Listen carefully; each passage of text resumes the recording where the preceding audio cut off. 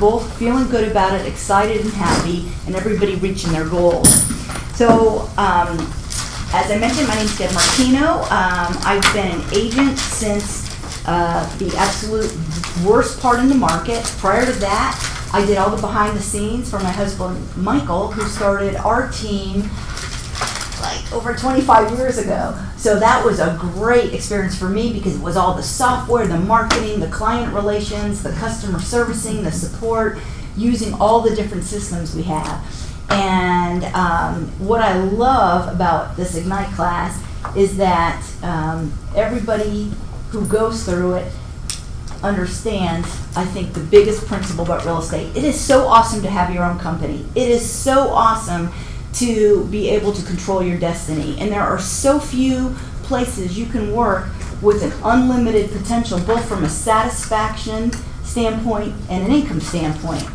I think that one of the hardest things is people will often say, I feel like I'm trying to drink out of a fire hose. There's so much information. So the hardest part about the career is also the most wonderful part, because I have so many friends in corporate America that are like, oh my God, the hatchet's going to fall probably this week. We're going to go through another downsizing. Or I am so bored with my job. It is the same thing day in, day out.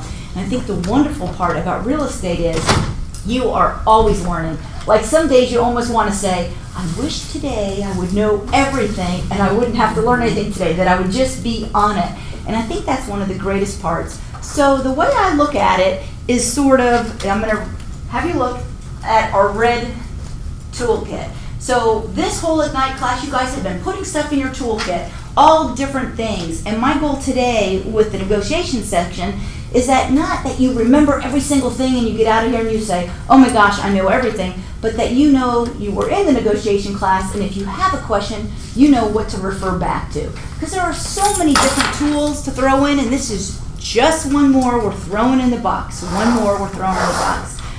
So our class today is going to be about negotiations. What is it? Who does it? How do we do it? Some tips in a video. We're going to talk about the 3 P's approach. This is kind of like that, you know, when you see that elephant and you're like, how do you eat it? You take it. How do you take it? One bite at a time. Perfect. Piece by piece, one bite at a time. So we're going to talk about the 3 P's approach for negotiation, which is preparing, presenting, and then positioning. We're also going to talk about nonverbal cues. We're going to talk about negotiation tactics, and we're going to do some role play in between so everybody has a chance to hear a situation and kind of analyze it and say, what would be the options? And we'll talk about those as well. Does that sound good? As a good start. Now, if you have questions, please don't hesitate to ask. I'd love for the class to be interactive.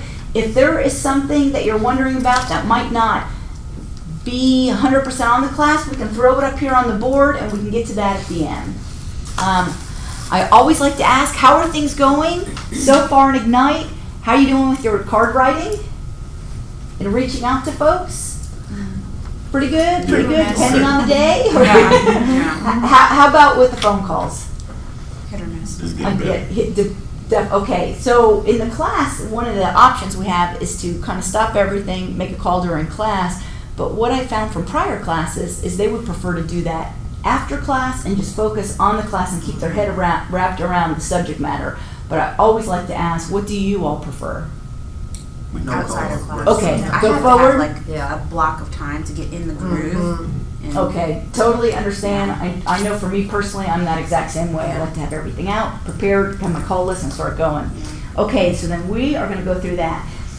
There are so many great resources in Keller Williams on negotiating. So I want to say that up front, that there are a lot of great places to look. And one of the places is on kw.com. When you go under the education tab, and I had all this up, but they had to redo the system here. So hang with me for 1 second. Let me. is it the MyKW, like the? Yes, the mykw.kw.com.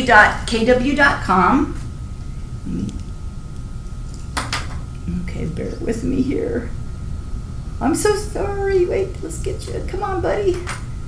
It takes just a second, and I think I double blinked it.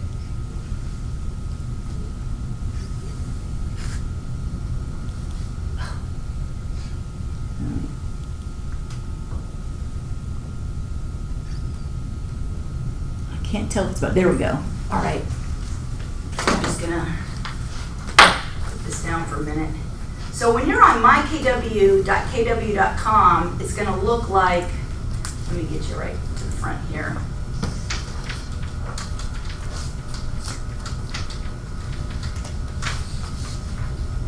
You're gonna be right here. You're gonna go under this tab on the top, Education.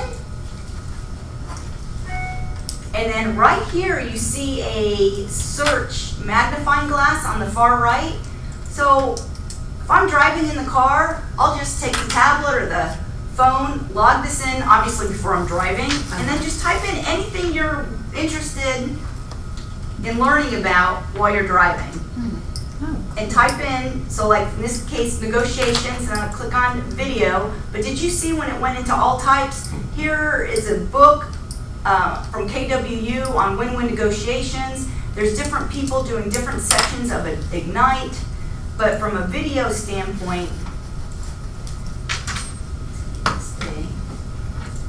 you can come down in here and see some of the videos, like this Negotiations with Carl Batiste. This is great. He's a team leader. He talks about what are normal conversations that come up, what are some of the scripts you have to use. Same thing with this 3-part interview with Cody Gibson. These are awesome to listen to in the car because, or while you're zipping around your house, because it's talking about different techniques you can use. I find when you're sitting all the time and learning and reading, sometimes it's great just to do something you need to do. You're folding your laundry, you're emptying the dishwasher, you're mopping your floor, you got this playing in the background. You will be amazed at what you can pick up and how many great ideas, because the whole thing with being comfortable comes from what movies do you have? And you all came from a career where you had all the movies. You had the experience, you had things that happened during the job, so you knew when this happens, then this happens. So now you start a new career and you're saying, I've got to make all new movies here. And the greatest way to get movies, I believe, is coming to the team meeting, listening to Brad and other agent issues and hearing what's going on, and then make those movies yours. Oh, you know, I was just talking with my team the other day and somebody ran into this. And this is how it was handled. So it's a great segue and it gives you some additional information. And another way is listening to these videos or reading some of these PowerPoints where they've taken the top agents throughout the country and they're sharing their ideas and best practices. So today we're going to watch a quick little video clip as well from Josh Anderson, who's out in Iowa, farm country, and hear what he says about negotiation. So before we get started, I always love to ask, who in here has had a role in which they had an opportunity to use negotiation skills? Oh, this one.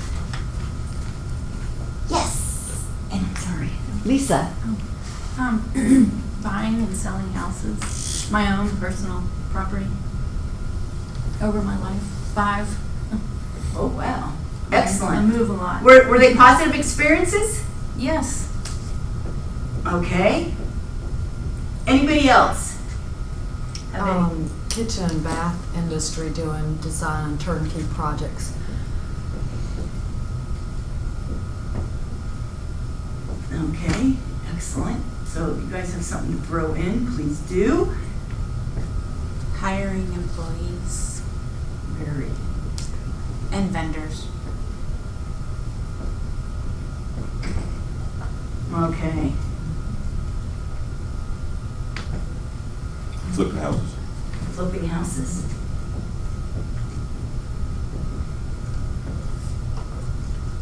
Thank you, Ryan. Travis? I sold cars for a while. There's some top negotiating. And I was your worst nightmare customer. Marie, did you guys meet? No, I'm just joking. Oh, I'm glad he didn't meet me. I used to I was like, is that why you're sitting on I the wondered, other too? I one time came in with like their price, and the guy was like, "How did you get that price?" I was like, "I just came up with it on my own, my research." See, there you go. Yeah, Well, that's my cost. I like to talk about what kind of experiences you guys have had in the past with negotiating and the resources out there, because here is the greatest part about negotiations. Whether you have done it in the past, a lot, or even just a little, it can be learned. And a couple pieces that I'd like to point out that a lot of times people don't think about is anybody married or in a relationship of any sort? Yes. Okay, so you're in a relationship. Anybody have siblings? Yes. Okay. Anybody have parents or guardians? Yes. Yes. Anybody have the ultimate negotiator, kids? Yes. Yes. Okay, so when people come in and they say, Grown. Schoolers. I'm so excited about this class, or I'm really uncomfortable with this particular section because I really haven't done much, oh my gosh. I would put money on every one of you has done a lot through this and observed and heard and known, and how do I kind of negotiate this with my parents so I'm not like stuck in a house on parole for like housebound for 3 weeks when they find out, or any of those things. So it is not only buying the car, buying anything that you've had to purchase in the past, working with landlords, working with an agent, anything. It's also all the different relationships we have, all take into account the negotiation skills. And as you go through different training and you start learning more about the conversations and the words to use and everything else, you're like, oh my gosh, I need to be using these in my personal life to help everything go so much smoother and help people understand what I'm trying to say and what I really mean when sometimes it comes across a little fluky. And that's where the scripts and the dialogues will come in and just save you. All right, so we are looking at section 10 today, negotiations, and as a baseline, we're going to go through and read it, and then we're going to talk about each section so that you don't miss anything.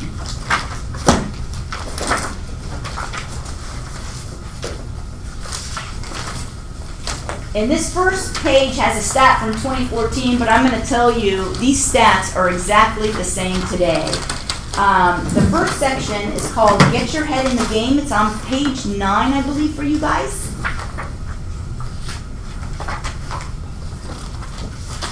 Would anybody be willing to read this page? Thank you, Lisa. Negotiations are an integral part of most real estate transactions. In fact, they are so important that in a 2014 National Association of Realtors survey of buyers and sellers, negotiations ranked second in the list of what buyers want most from their agent and ranked sixth in what sellers want from their agent. As with the offer process, negotiation is a pivotal point. It can literally be the deal maker or the deal breaker. Negotiations can actually happen twice during this contract process. One, during the offer phase with the goal of getting a contract, and two, during the option period while under contract with the goal of closing the contract. After investing so much time and energy to move a lead all the way to an agreement and then to a sales contract, do not let a deal fall through now. Your ability to negotiate will directly influence your rate of contracts that close. And I know you all have seen this funnel before, the funnel of how business works. And this is just starting to talk about where are you going to be using negotiations in the process. But actually, I believe we use it from the day you meet somebody, because everybody knows several agents. They may have a family member, a friend, hairdresser. There's somebody that they know that already is an agent. I think negotiation begins almost at the very onset when you're talking to people, sharing industry information, maybe sharing a stat about what's going on in the market, and they start to say, this is kind of cool. They're really excited about this, and they know what's going on in Atlanta. This might be somebody I would like to kind of keep in my Rolodex of people to think about. And sometimes we can't be somebody's number one agent, but that's okay. Be their number two. Because if somebody doesn't have a personality match in their sphere for the agent they normally work with, then they're going to be thinking of you. So that's all right. And sometimes people come in and say, oh, well, there's this agent that works all the time in the city that I am and everybody knows him. That's okay too, because you know why? There's enough business out there for everybody. And every buyer and every seller is looking for a different personality match. So if you can start to understand the different personalities with the DISC test and understand what people are looking for, then you're going to know what kind of agent's going to probably be best for them and be able to alter some of your delivery and some of the things that you do to help them best. Okay, Now, on the next page, Selena, would you be willing to read Make It Happen with Negotiations? Okay. You may not realize it, but you are almost always negotiating. When there is something that you want, that new car for the price you want to pay, for your friend to see your point of view in an argument, or for your child to do the dishes, the truth is whatever you want is often owned or controlled by someone else. The way to get what you want is through negotiation. Negotiation, bargaining, give and take process between two or more parties, each with its own aims, needs, and viewpoints, seeking to discover a common ground and reach an agreement to settle a matter of mutual concern or resolve a conflict. In real estate, negotiations occur between agents and between agents and their clients. Perfect. So we talked about how really we're all always negotiating. And when you think about it, this is such a magical event because you've got a seller, and what does the seller want to do? Sell the house For the house for the profit. best price. Yeah, that's Sell the house for the absolute highest priced property price possible, and it's a castle. And then you have a buyer who's found the house and like it, and what do they want to do?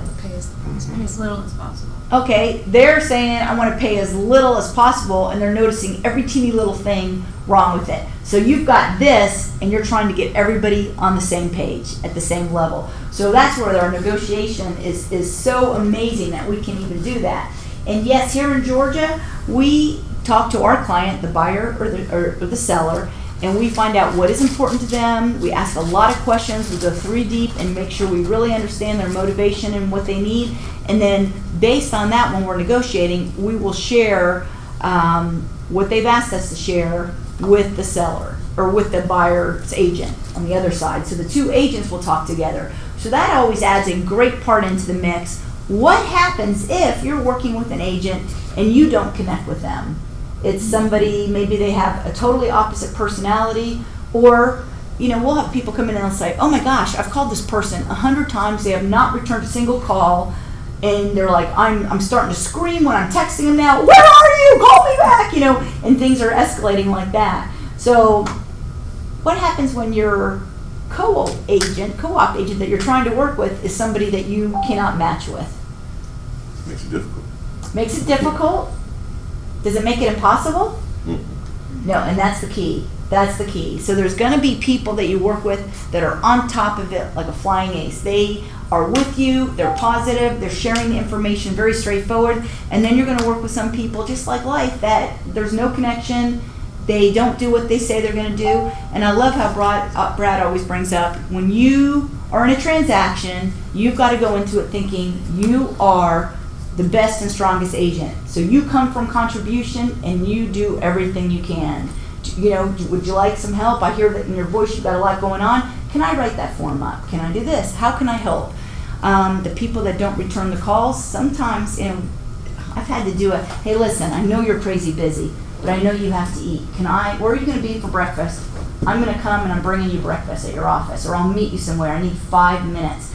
Because a lot of times the people that you don't have an opportunity to talk to, those are the ones that go south because there's not a connection. But if you have an opportunity to sit down and go face to face, you can get together on a lot of things and understanding. And sometimes they've got stuff going on that we don't know and don't understand, and you're hearing a lot of that and has nothing to do with you or the transaction. So if you kind of go into it thinking maybe they've got some stuff going on and I need to be extra nice, then it kind of helps you pull back and not take it emotionally. Because that, I think, is the biggest thing in negotiations.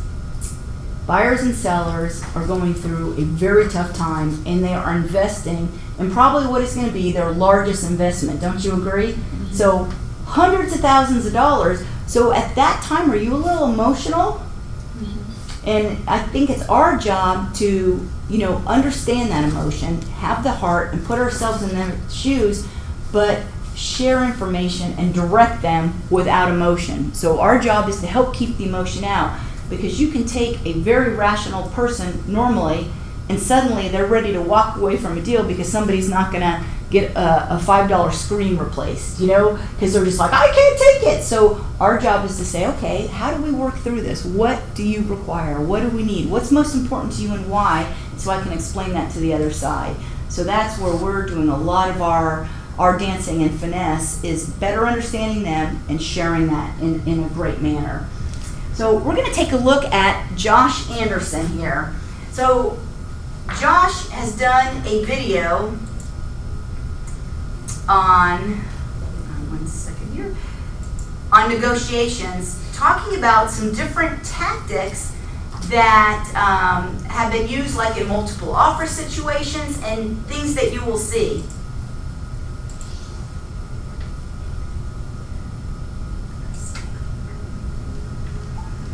Hi, I'm Josh Anderson from Nashville, Tennessee. I've been with Keller Williams since 2006. In 2014, we did about 200 transactions for about $60 million in volume. I grew up on a farm, so I've always seen my dad negotiating land and cows and horses, being the youngest of four, and trading and negotiating with my brothers all growing up. So I've kind of done it all the time. Some people certainly gravitate toward it and are naturally better at it than others. But I think that negotiation. Hang on. Did you guys hear that? Mm-hmm. I think there's a lot of skills that go into being a great negotiator.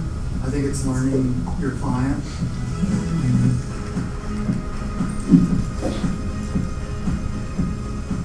Instead of kind of assuming that you know what's important to them, really asking a lot of questions and letting them tell you what they need or want, and then speaking to the other agent and finding out what's most important to their client. And there's some agents that just don't give any. When I have an agent that I'm dealing with that's very tight-lipped, I just keep asking questions, and they give me information that they might not have otherwise given, whether it's a divorce or a death, or it's just they got relocated to some other city. And I think if you're really listening and being intentional and purposeful about listening, you'll find out exactly what's important to them or what they have to have.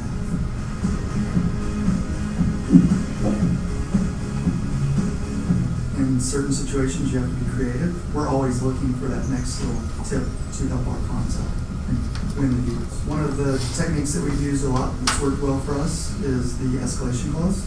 For example, if the property is listed at $250,000, we might go in at $250,000 with strong terms, and in special stipulations we might put in there that we're willing to beat the next best documented offer by $1,000 up to $263,000. And the best offer might be $261,000, so we end up getting it for $262,000.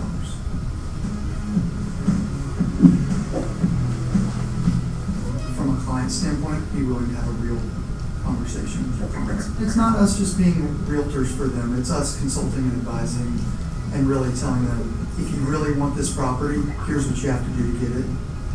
Everybody's got a different way of how they negotiate. And networking with other Keller Williams agents around the country, the more you hear it, the more ideas you get. And then you end up gearing it towards you and what you think is going to work best for you and your clients. A lot of it comes down to experience, and I think the more deals you do, the more comfortable you get with it. If you step back from every transaction and learn something, you're going to get really good over time.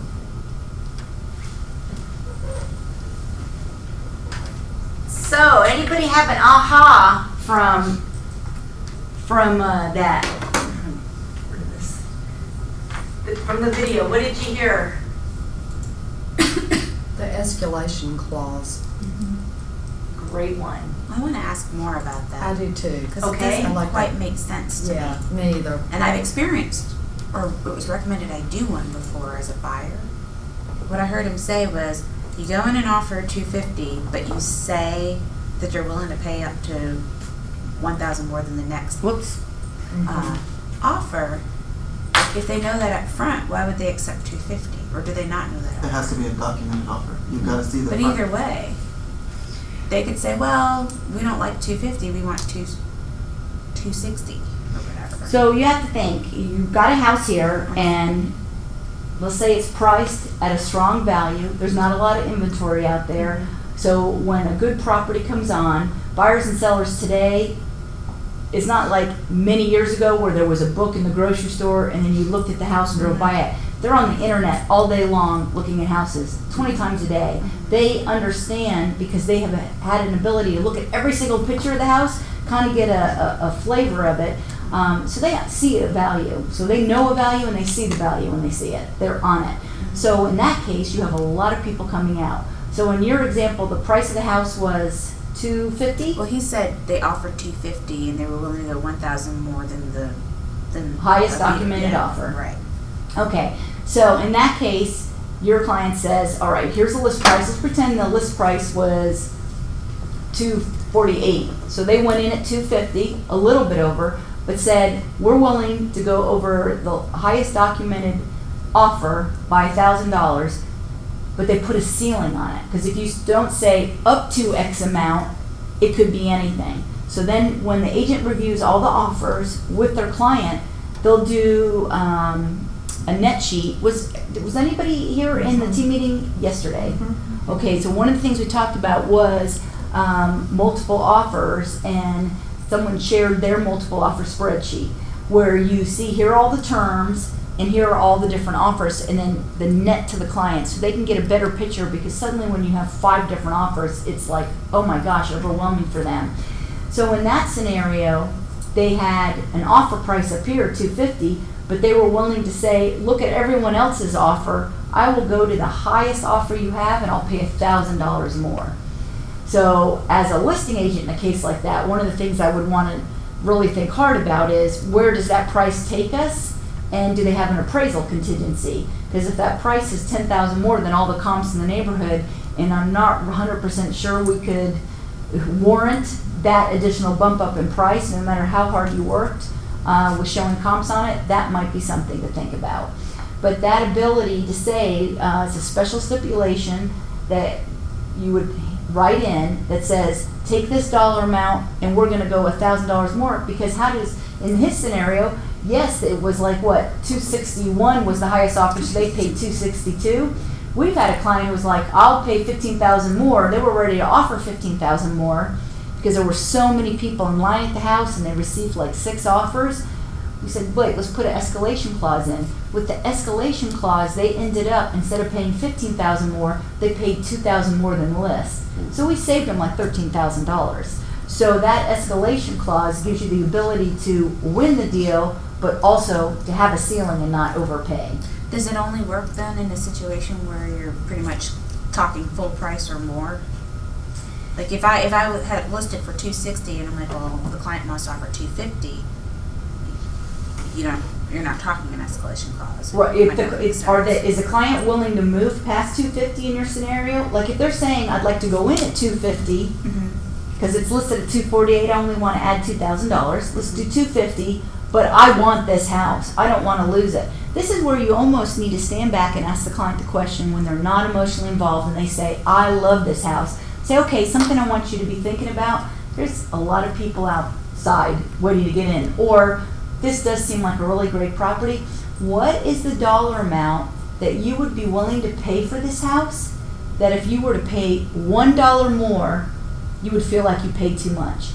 And in a market like we're in now, where there is a little bit of a smaller amount of inventory, you're going to see more multiple offers. And when you do your buyer presentation with the buyer, you're going to want to talk to them about that. Here's our current market. This is the average days on the market. In the area you're looking in, here's what we're seeing. What that translates to is, if we see a house that you love, you have an option. You can either go home and sleep on it, or you can be sleeping in it. Because if you're sleeping on it too many days, it's not going to be left. So you sleep on it or you sleep in it. What's more important to you? And then as your consultant, do you want me to tell you, this is a great value. Based on everything we've seen in our last 2 visits out, great value. It hits 4 of your 5 hot buttons. What are you thinking?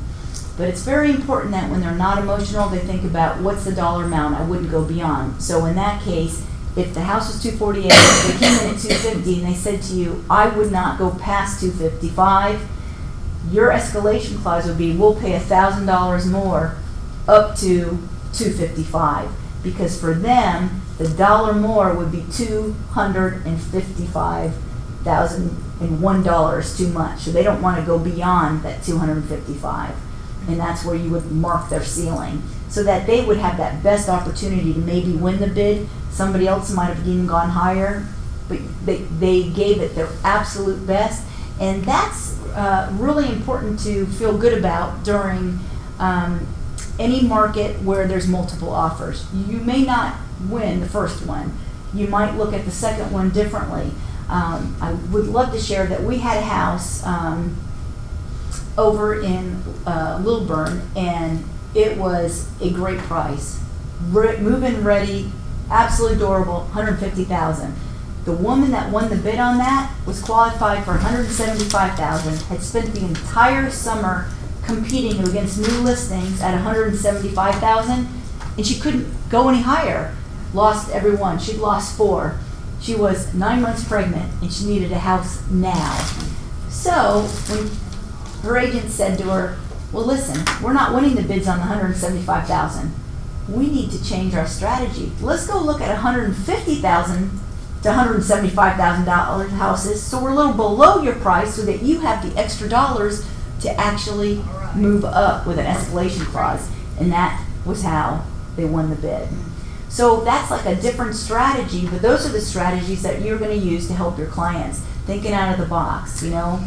So the escalation clause, does the client sign something with you, and then do you share that with the other agent confidentially, or because you're representing your buyer and you don't want to tell the other agent, hey, they'll pay this, because then can they not start a bidding war and get everybody else coming up above that? I don't understand. Yeah, that is a great question. First of all, nothing matters if it's not in writing. So I would hate for you to hear something from another agent and say, oh, that's good, okay, that's perfect. If it's not in writing, it wasn't said. So always remember, anything not in writing doesn't even exist. Because if there was ever a disagreement, you would have to pull out your contracts and they'd say, Karen, it's not on here. Well, but they said they were including that, porch set, or they said they were gonna fix this, this, and this when the plumber was out. If it's not in writing, it doesn't exist. So you always remember that. You're going to safeguard yourself. And in a multiple offer situation, you've got one chance. So it's one of those times you need to show your cards. If it's a single offer, you may not need to show all your cards. So you can go in a little lower and let them counter back. But if they say, hey, we've already received 2 offers, your client has 1 shot. So that's when you say, what is the dollar amount that you would pay, Lisa, but if you were to pay $1 more, you'd say, oh, I regret this, I paid too much. Because you want to make sure you have that conversation so that during the due diligence period, when they're getting inspections and stuff, they're not going, I think I paid too much. I think I paid too much. Buyer's remorse is big, so you've got to have those conversations on the front end. And I will tell you too, on the listing side, when you have a listing client and there was multiple offers and the people overpaid, your very next conversation has to be the one we talked about Tuesday in our team meeting. Mr. and Mrs. Seller, I just would like to share with you that what we see in this market, when a buyer overpays, it's going to be a very stringent inspection due diligence period. Because they've overpaid in their mind above and beyond the list price of the house, they're going to want to make sure that anything that's found that in their eyes is very important or structural or safety is fixed. And have that conversation beforehand, because they very likely could get like a full page list of things, whereas if the price was much lower that the buyer garnered, they might be like, I'll fix 1, 2, and 3, but these 2 are big for me, I want them to fix them. So they might get a longer list. Okay, so does that answer your question, kind Karen? of. I mean, so my question is, so that escalation clause is signed between you and your client, if you're the... No, I'm sorry. Let me see if I have a full contract with me. The escalation clause is on page 7. Let me pull one up here. And where you're going to write it in on the purchase and sale agreement on the offer that you make.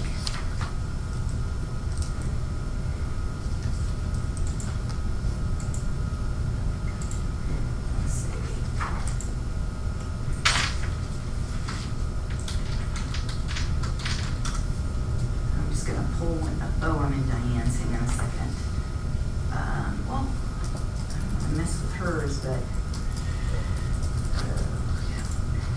give me 1 second here. I'm going to pull up. Oh, I know what I'll do.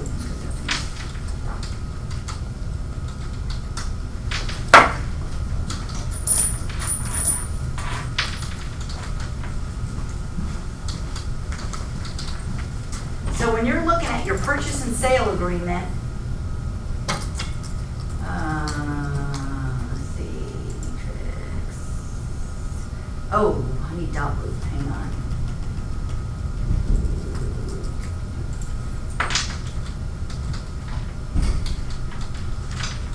Sorry about this, I had this up, but they had to re-switch everything, so.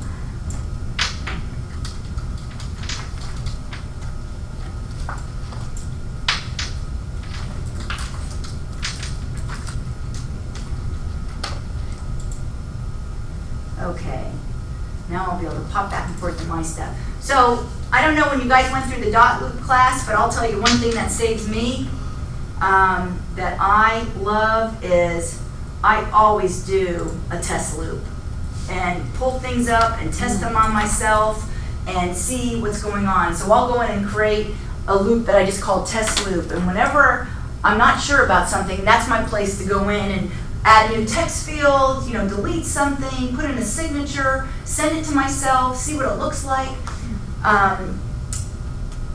When you're in here, I'm just gonna load a purchase and sale agreement, going to browse, going to our templates, and to the GAR interactive documents. There's also Keller Williams logo ones. And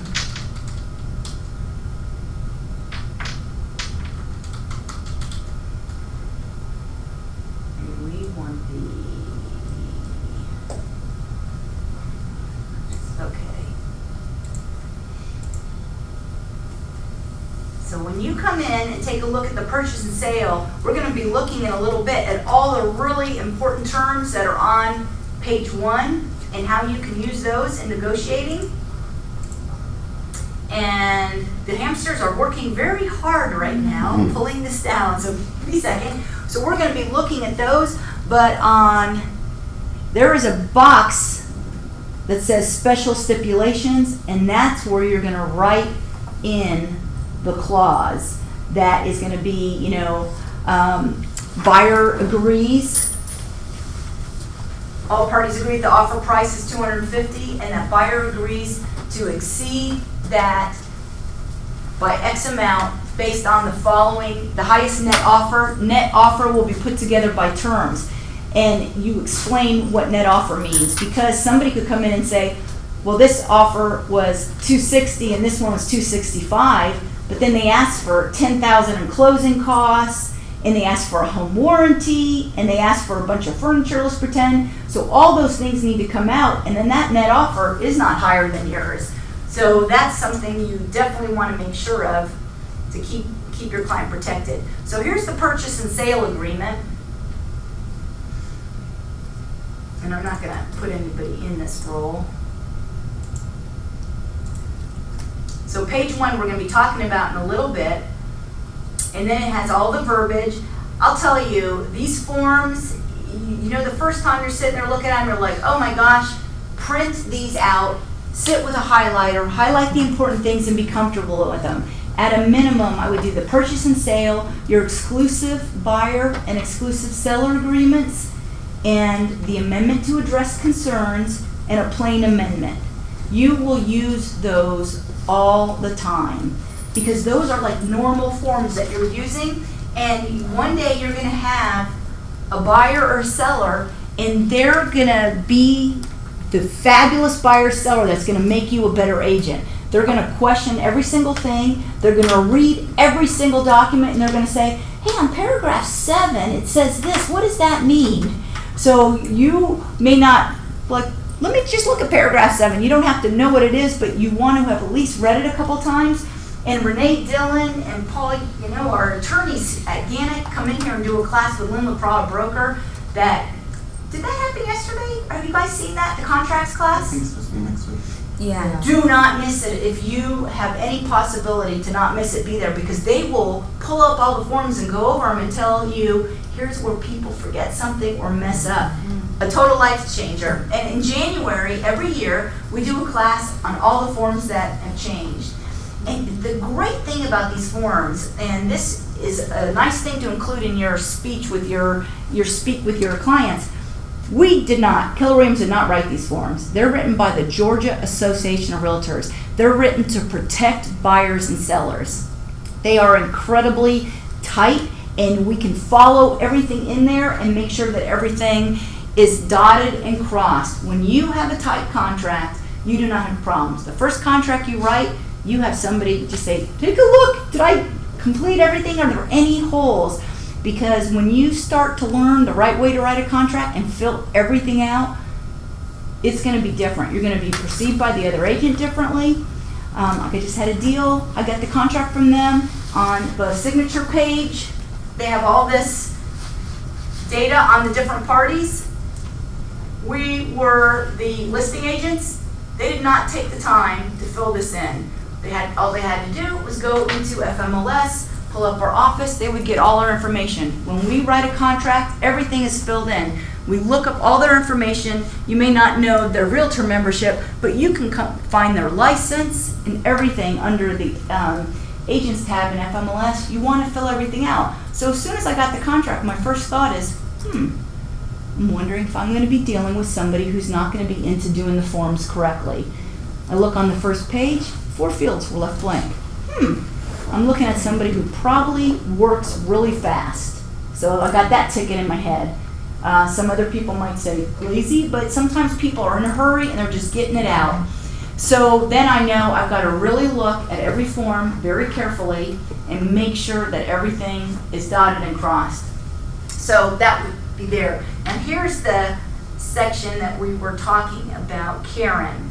So we're on page 7 of 8 of the purchase and sale. At the top, it has you outline all the forms that you're including in the offer. So really, if you wanted a list of everything you should kind of take a good look at, I would say all of these forms and then your buyer and seller forms. Also, I would without a doubt read how to protect yourself as a buyer and how to protect yourself as a seller. And those forms go to every client when you meet with them, and you can let them know, hey, I follow all the ethics and rules of the Georgia Association of Realtors, and they have put everything together to keep you protected throughout the transaction. Please read this. It tells them to get an inspection.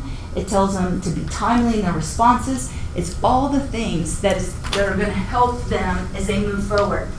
So once you've checked all the different forms, you come down to special stipulations. This, I know that was a long-winded answer, Karen, this is where you're going to write anything additional that you have, any special stipulations. And then people will say, well, I'm not comfortable writing a special stipulation. Exactly. You should not be. Special stipulations need to always answer who, what, where, when, and why. And probably any special stipulation you're going to want to write has already been written. So I will refer you back in my test loop, pulling down out of the GAR interactive documents, the list of the 2019 special stipulations. This goes through pretty much everything, I'm going to get past the farm equipment stuff, you would ever have to deal with. So for example, they find termites. Well, here's when the seller agrees to treat or repair termite damage. Here's what you write to make sure it answers the who, what, where.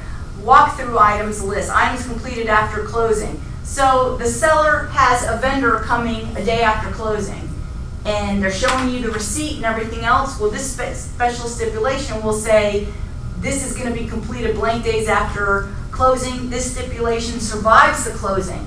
So these are the things that either you're asking for your client or are protecting your client. So the special stipulations are a great thing to go through, because when your client's looking to ask for things, this is where you're going to go. So that's why I love to download them in a test loop. You can go in there and see what's what. So do you actually copy that paragraph and then put it into that special stipulations blank, or is there a page that you attach as a amendment or addendum? I don't have the PDF software, this is next on my list, that allows me just to highlight it and copy it and paste it. You need the upgraded version of Adobe, but that would be an awesome thing to have because it would definitely save you time. I used to have it in expired when you copy and paste it, would you put the 3, 3, 4 survey? Would you put like the title? Nope, you number? don't need that, and then you would be numbering your special stipulations. So for example, with a buyer, you would have one probably that talks about, you're gonna ask for a home warranty not to exceed X dollar amount with the company, with X company to be ordered by X agent, like I'll order it. So every who, what, where, when, and why has to be answered in every single stipulation. And when you read a couple of these and you think of the who, what, where, when, and why, you'll go, oh my gosh, they did answer all those. That's why these are good. I find when people write them themselves, they kind of forget those 5 W's, and there's a hole, and that hole comes back to get you later on because there's a little loophole and they didn't do it as you may have pictured it. Okay? So that would be my dot loop suggestion. Make a test loop, pull down all the documents, look at them, pull down the special stipulations. Like this is that protect yourself when selling a house. I don't want to get too far off for you, but I love this. This is great. And then when you meet with the seller, you meet with the buyer, you also give them this because this says, hey, I'm worried about protecting you. I read this. I adhere to all these guidelines. You're going to want to read this, and then we're both in sync in our partnership because you're in a partnership. And there was one last piece, Karen, you mentioned that you would never want to show your hand with another agent. You are absolutely correct. When you sign the exclusive buyer and exclusive seller agreement with a client, you are agreeing to represent them to the best of your ability at 100%. That goes way beyond the handshake. And I know so many of you do business by handshake, but this says we are legally past the handshake, legally bound together, and our partnership is strong. That gives them peace of mind. So that's when you would only be sharing information with the client, with the co-op agent that your buyer or seller has asked you to or is good for them. So for example, this is the first one that comes to mind. You have a listing, the clients are separating. Husband still has his stuff in the house, he's moved out. Wife is there selling the house. The listing itself says call MM, Mr. Mrs. so-and-so. Nobody knows. The agent calls, and a good agent would call and say, hey, I'm preparing an offer. Can you tell me what is important to your folks? Tell me a little bit more about them, why they're moving. Sharing, oh, well, they're in the process of a divorce. It's looking like it's going to get really nasty, would not help your client. Because for many people, when they hear of a distressful situation, no matter what it is, they think, pounce. This is a great time to lowball. So, so that would be something you would never share. With that contract, we're thinking about just sharing things that would benefit our client. So those off-the-record conversations you probably would never have, because if you stop for a minute and think, as I'm sharing things with this co-op agent, would I be comfortable sharing that? Here's what I said to my client. And if you ever think no, then it's not something you should share. That's kind of a good moral barometer there. So my question on that escalation contract, that's between you and your client, and then that's kind of like a card you have in your back pocket to pull. I mean, are they authorizing you as an agent to offer that amount without, if you can't get a hold of them immediately, or are they authorizing you to do that and then they'll sign it? I mean, how does... More so than a card in your back pocket, we were just looking at the GAR special stipulations, which are the ones more often than not come up again and again and again. There's going to be things that happen that haven't come up a lot yet. And that escalation clause, with all its peculiarities, may have been one of those. So it is a special stipulation. It may not be on the approved current list of them, but it's one everyone in this office has written. There are standards. You could reach out to our broker and say, this is what I was going to put. Have I answered all the questions right? Do you feel good about it? You could talk to another agent. You could talk to Stacy. You could talk to Diane. There are all these people here that will help you write that, but it's not an offline conversation. It's not a card in your back pocket. It is a special stipulation where, based on what your client wants to do with their offer, you're presenting it, and you're presenting it tight. You're presenting it in a fashion that it gives them their best edge without paying it up front. Like in the example in the video, could the client have just said, I'll pay 262 and let's kind of hope and keep our fingers crossed we're the highest? Yes. But he could have also paid 250 or he could have paid 263. And in this one, if he had paid 263, he would have put an extra $1,000 out he didn't need to. So that's what you're trying to do. You're trying to say, you were working hard to say, let's put our best foot forward, but let's not give it all away up front. But let's tell them if they're going to pick another offer because it's better than ours, that we're willing to beat that by $1,000. Because $1,000 is probably going to be less than a mortgage payment. And most people, when asked, if you could be in the home of your dreams, but it was going to cost you one extra mortgage payment, would you take it or would you live somewhere else and settle? They're going to say, I want the home of my dreams. I'll pay an extra mortgage payment. So, I just trying to make sure I understand how it works. So, the other agent then sees the multiple contracts, and they now can, if somebody offers 257, you now have authorized them to pay 258, basically. Exactly. And they get the contract. Is that what you're okay, Exactly. got it. So in the Okay. purchase and sale, you could do two things. You would have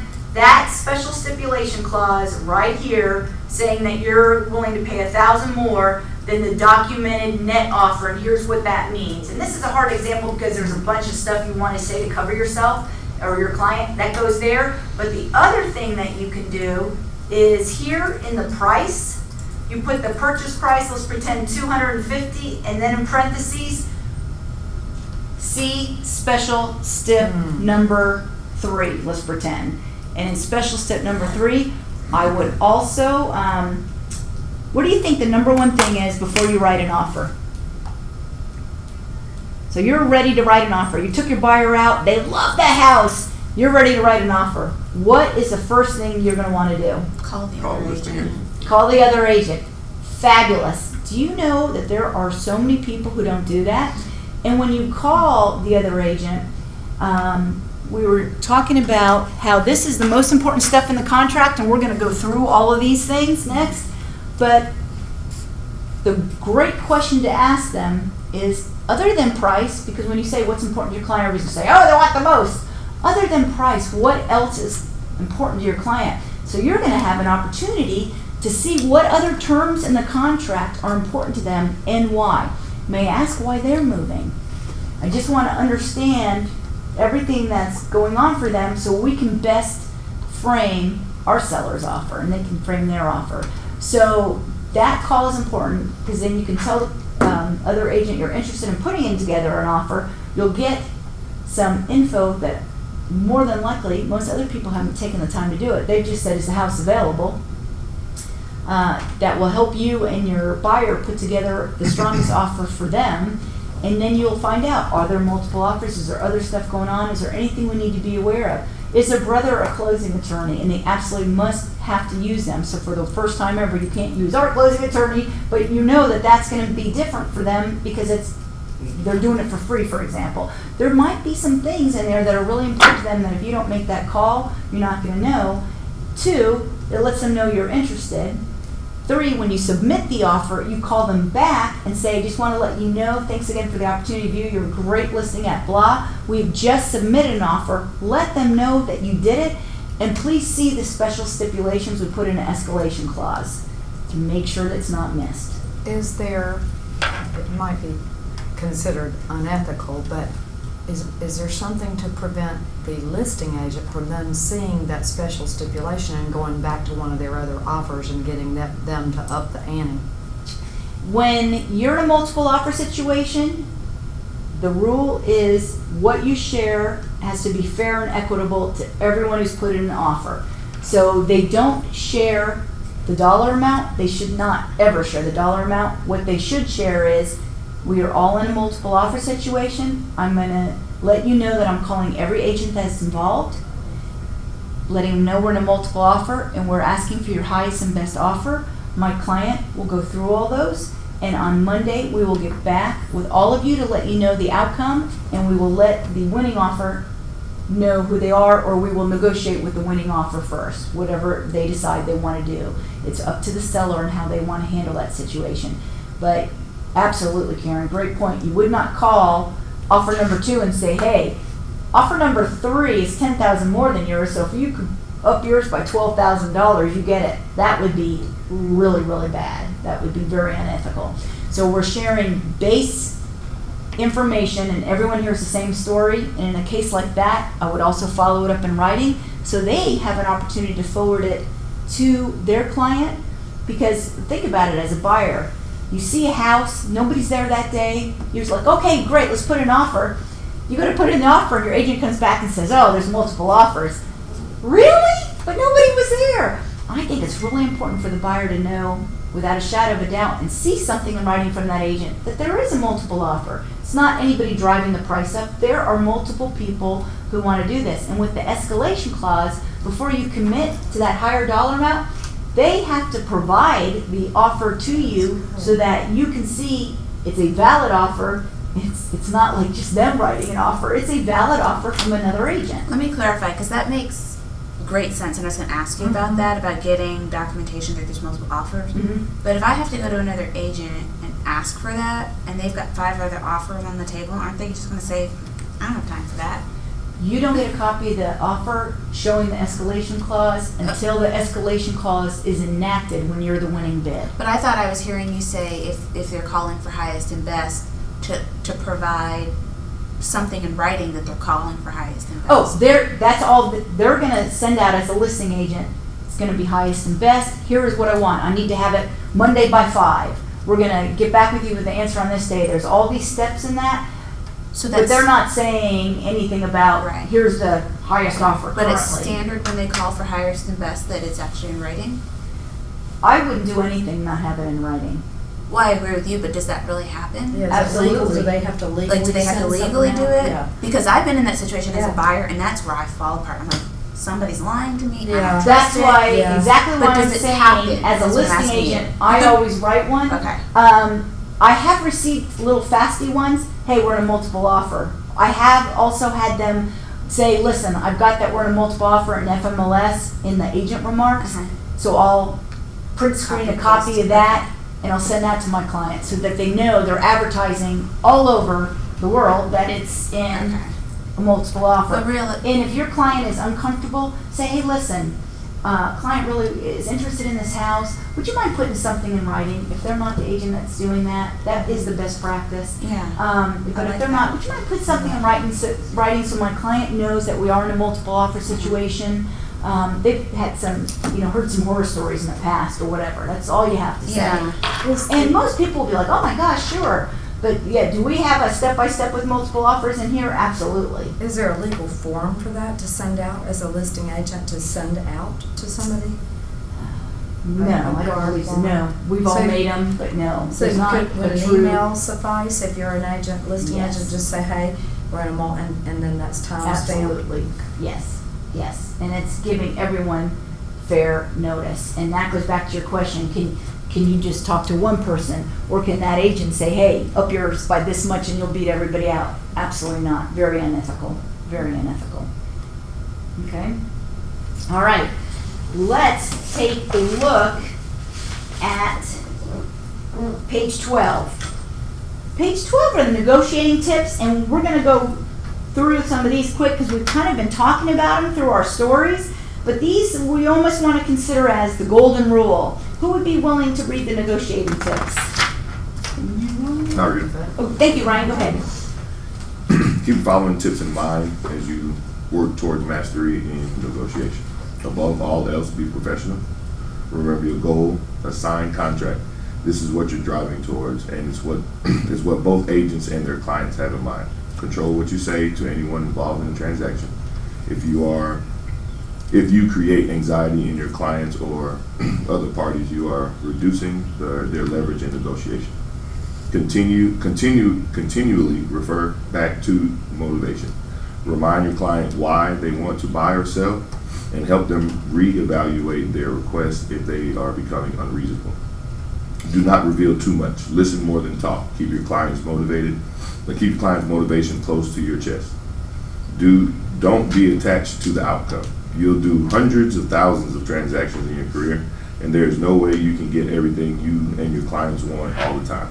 Don't let it affect your mindset if the deal doesn't go through, or if your client doesn't act on your recommendations. Find a different win for your client. Perfect. Did anything jump out at anybody? Don't reveal too much. Don't reveal too much. Continually refer back to motivation. Yes, if you've worked really hard with your buyers and sellers to understand what's important to them, and when they give you that answer, why is that important to you? They give you that answer. What will happen if we don't meet that particular thing? What are the outcomes there? What will that mean to you? How will that affect you? How will that make you feel? So, well, I'm selling my house. Why are you selling your house? Well, we're moving to Florida. Okay, great. When do you need to be in Florida? Well, I need to be in by the end of June because I want my kids to start school and I'd like them to have the month of July to kind of get acclimated to the area neighborhood. Great. So it's March and you need to be in Florida June. Perfect. I understand. Why? Is there anything else that's important for you in that? What if we don't sell your house by June? Well, here's what will happen if we don't. I'll have 2 mortgage payments. I'll have to put my kids in a hotel with my family. I'll have to, blah, blah, blah. I don't know, what if we sell it earlier? What would your plan be? Like if we put it on in March and somebody says I have to buy it and have to be in it for a month. Oh, well in that case we could go, plan B would be we would move in with my family or my sister-in-law just for the month. They'd finish school here and then we'd move. So always be understanding exactly what's important to them and why. And if like paying 2 mortgage payments and putting them up in a hotel does not make sense, that would probably be the item you're referring back to. Hey, this offer gets you to Florida at the time you need to be, get your kids into school or ready to meet kids before they go to school, and eliminates that double payment of mortgages. How does that part make you feel? Because we can agree that those pieces work, right? Oh yeah, those pieces work. Now let's talk about some of the special steps of the items they ask for that you're a little uncomfortable with. Let's see where those add up as being important compared to what you're really looking for. Then you're kind of pulling it apart and analyzing each item versus, oh my gosh, look at that page. They asked for a whole bunch of stuff. They want a termite bond. They want a home warranty. They asked for my patio furniture or whatever, all that comes in. Listen more than talk. Ask the questions in every meeting and just hear what is important and what's coming out to them. Don't be attached to the outcome and never really think about the outcome. When you love what you do and you do it every day and you do it well, then the money will come and you will now have a career that is worth a life worth living, and it's going to get you to where you need to be. But looking at the money in the front end, sometimes I hear people, oh, I almost got that, and that would have been $5,000, and it's ruined everything. When you're thinking like that, it just really thwarts, I think, your ability to be creative and to help your buyer or seller really work towards their goals. So I find that to be very, very important. Asking questions. Asking questions is the biggest thing, because even when you get an answer, it's not always the full answer. A lot of times when you ask a question, if you notice, somebody will tell you what they think you want to hear or what you need to hear, and they may not be sharing everything. So the more questions you ask as a consultant, the better you're going to be. And the more information you're going to find, which is going to make you a better consultant to help your clients, because you're going to understand what they want, what they need, and how they need it. Now, I just passed out the first page of the purchase and sale. We talked about page 7 where that escalation clause, special stipulation will come in. This is a perfect recap of the common points of negotiation. When you say negotiation, the first thing everybody thinks about is price. Sometimes the only thing they think about is price, but really there are a lot of aspects of negotiating items within the contract that you can utilize to help make an offer better for the seller if you're representing the buyer, or for the buyer when you're representing the seller. So let's take a look at a couple of these. So the first one is price. I'll read that one. Price, while the sales price is the primary factor in negotiations, it is not necessarily the bottom line. In a situation where a seller receives multiple offers at the same price, it is the terms of the offer, in addition to the buyer's financial position, that will determine which one wins. Have you heard about people having their buyers write a letter on why they were attracted to the house. So when you go and present an offer, you want to go full money. You want to give your buyer, whether it's a multiple offer situation or not, every possible edge. You would think that that's just one more item a seller will evaluate as they're putting together their counter offer or deciding if they want to accept the offer as is.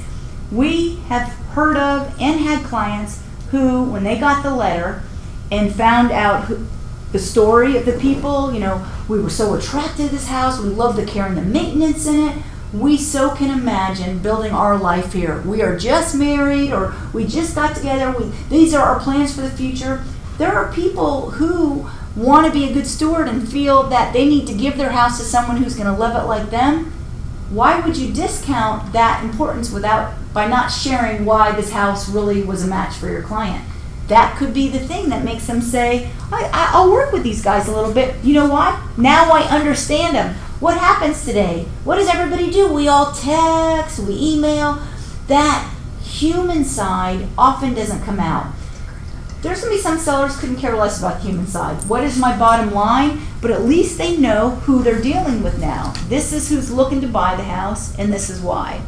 So that buyer letter can be a great tool. Is that something, I'm not sure how to phrase this question because I could be leading.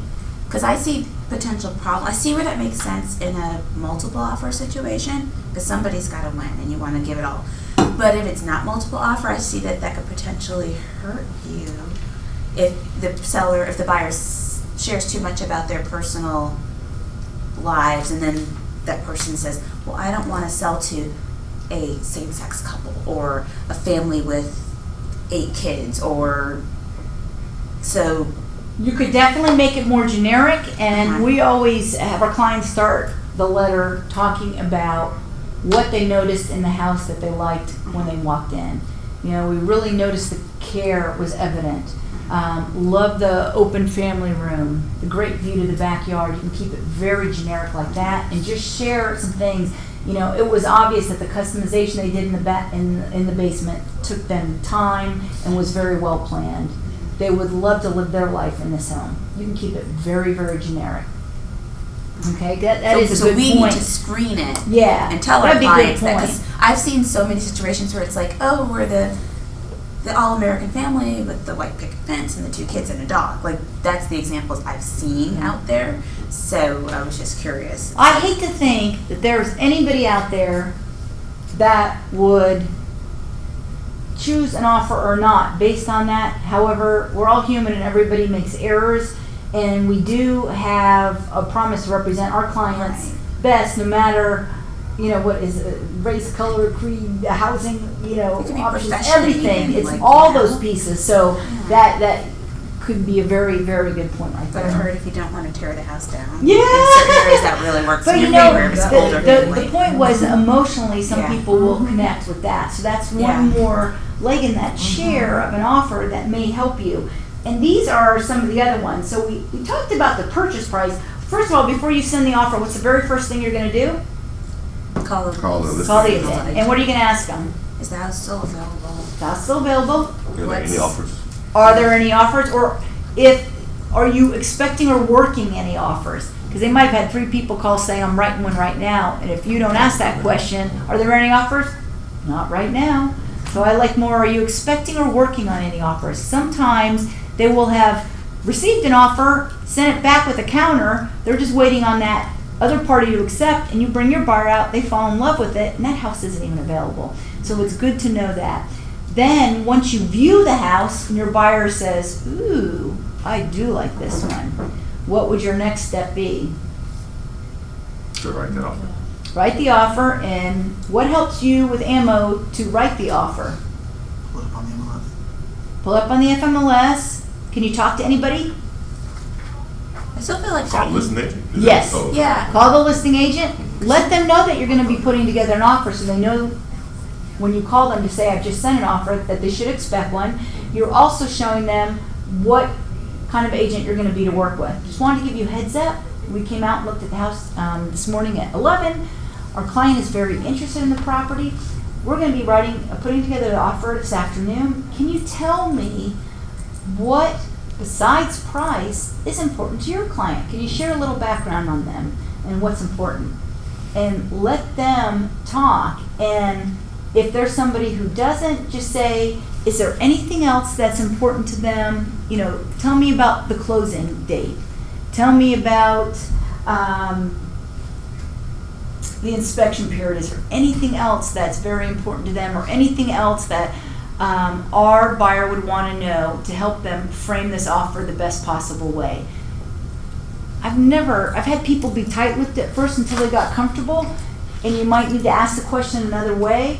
But everybody wants to help their client, and if you're calling saying, we want to hear what's important to your client so we know how to best position our offer, you may not be able to meet all the things, but maybe you can meet one of them.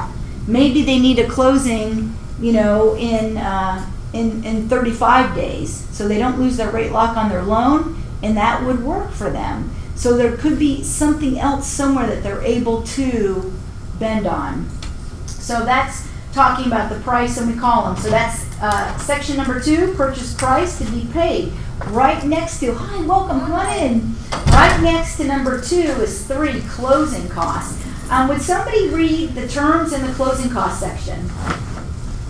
Who is next? Are we coming back around? I think that, does that make, Karen, can you go? I can, yeah. Good.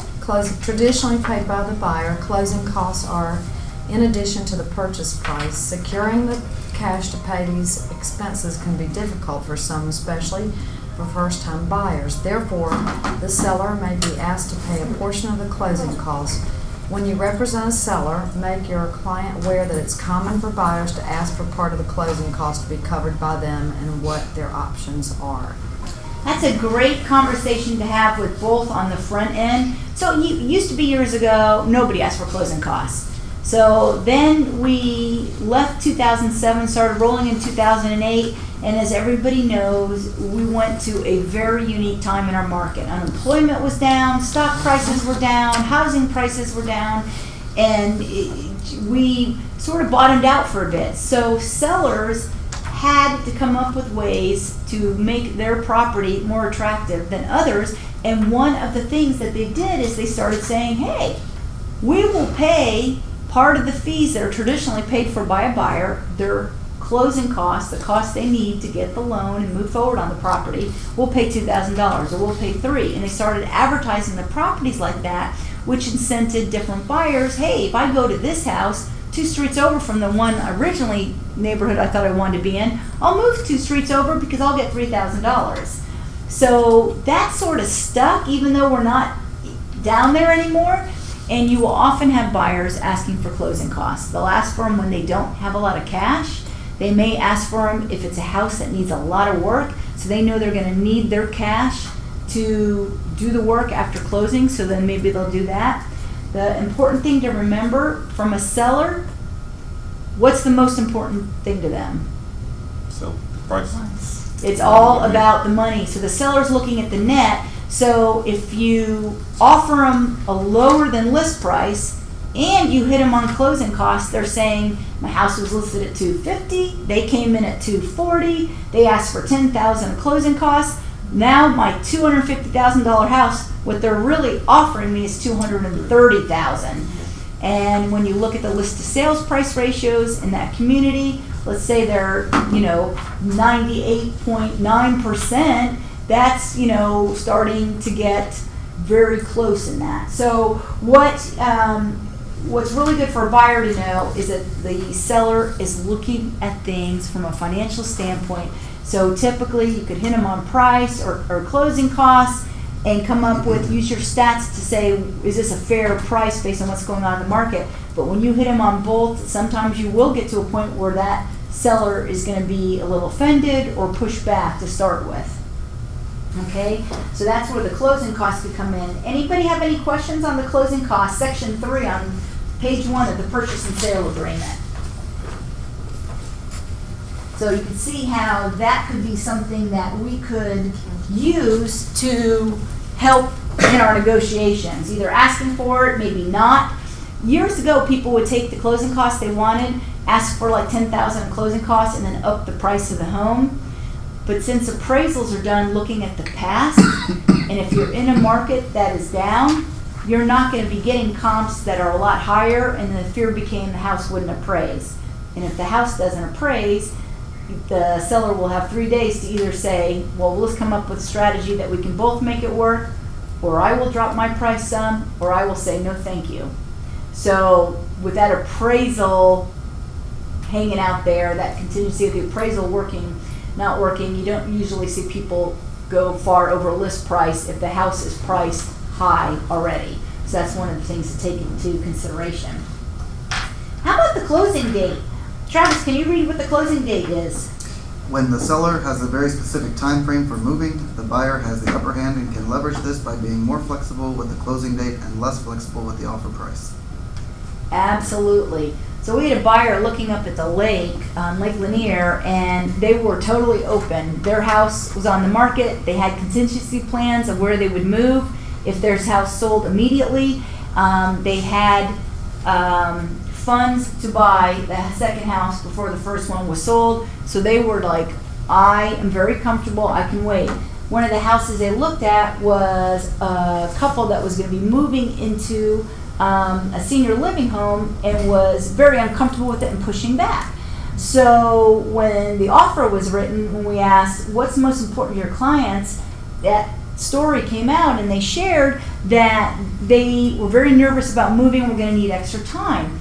So our clients were like, well, we don't have to worry about a rate lock. So, typically a loan is like, most of them are 45 days, you can lock in your rate.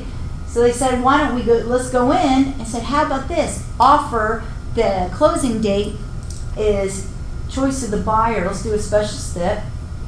Choice of the seller up to X date. Kind of do an escalation clause, but on the closing date. So they said, we are willing to close any date that you pick that works for you up to, August 15th.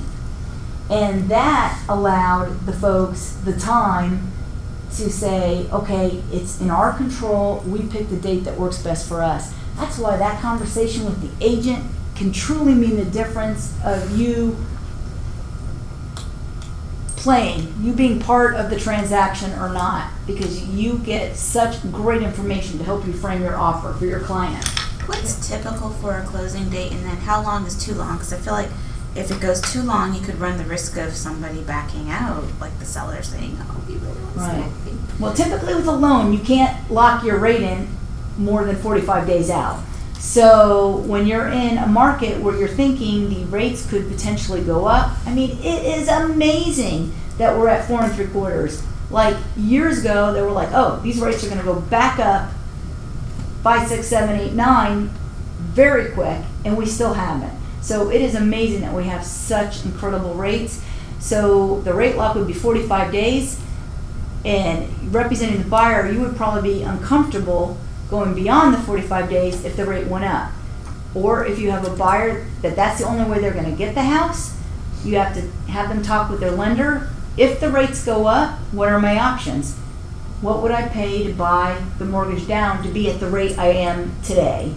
Is there any other options I have? And that's where having a good mortgage lender like Certainty here that you can sit down with and say, I am writing this offer.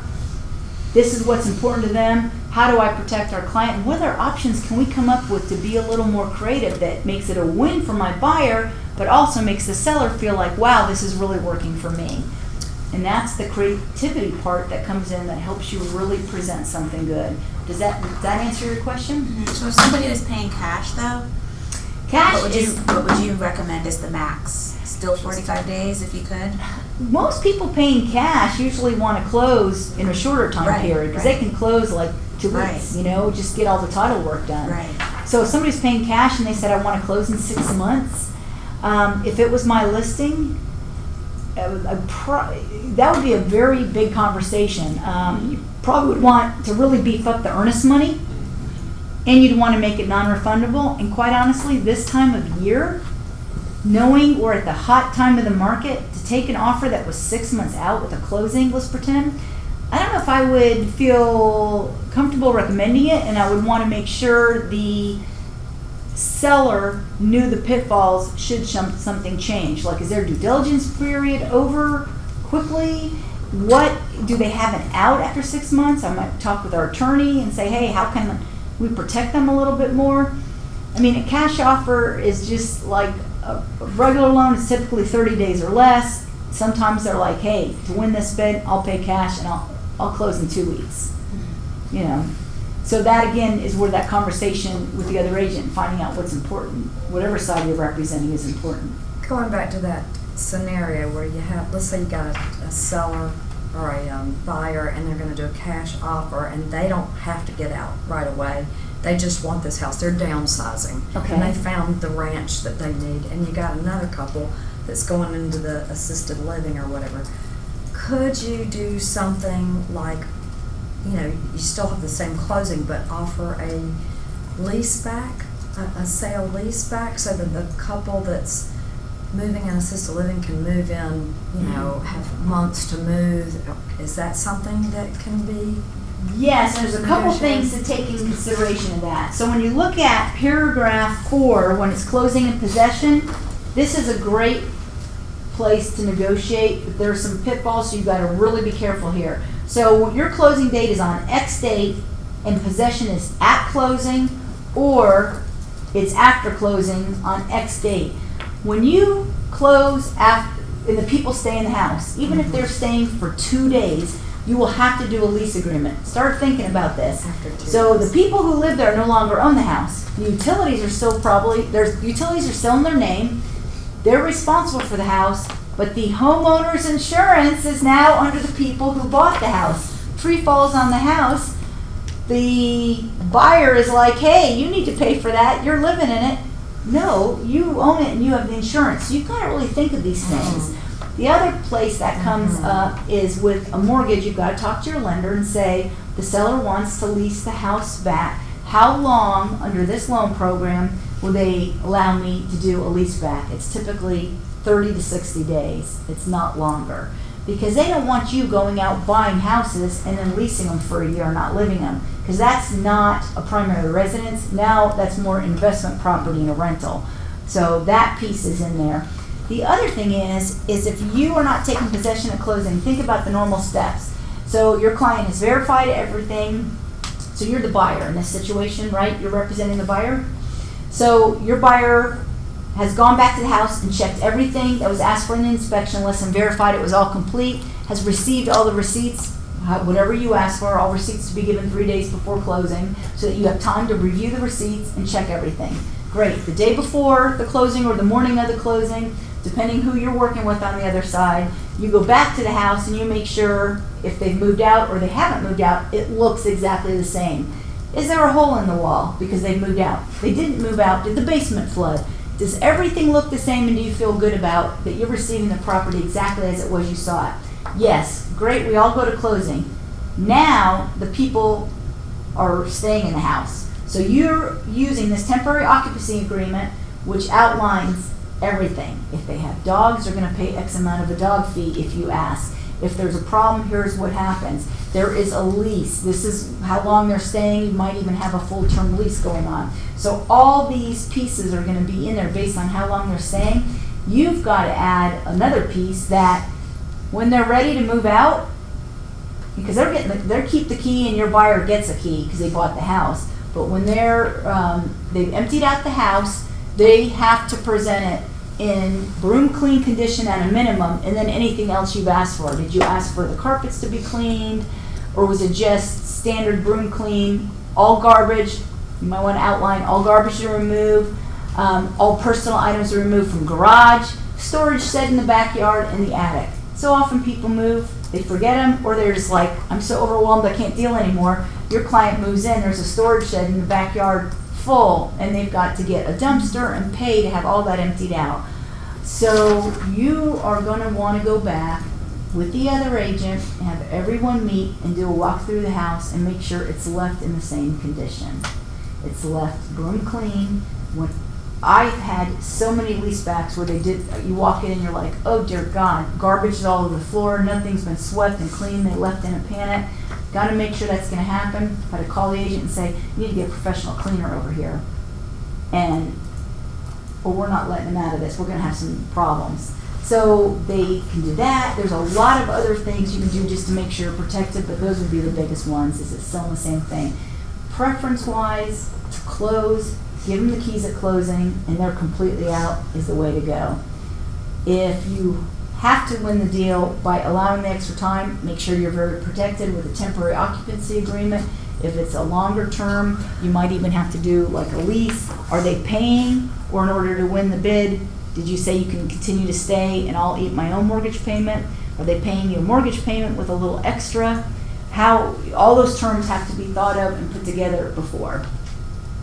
Okay? So closing date and possession is without a doubt a place where there can be some negotiation. All right. This next section is the conveyances, and we'll just talk about that real quick.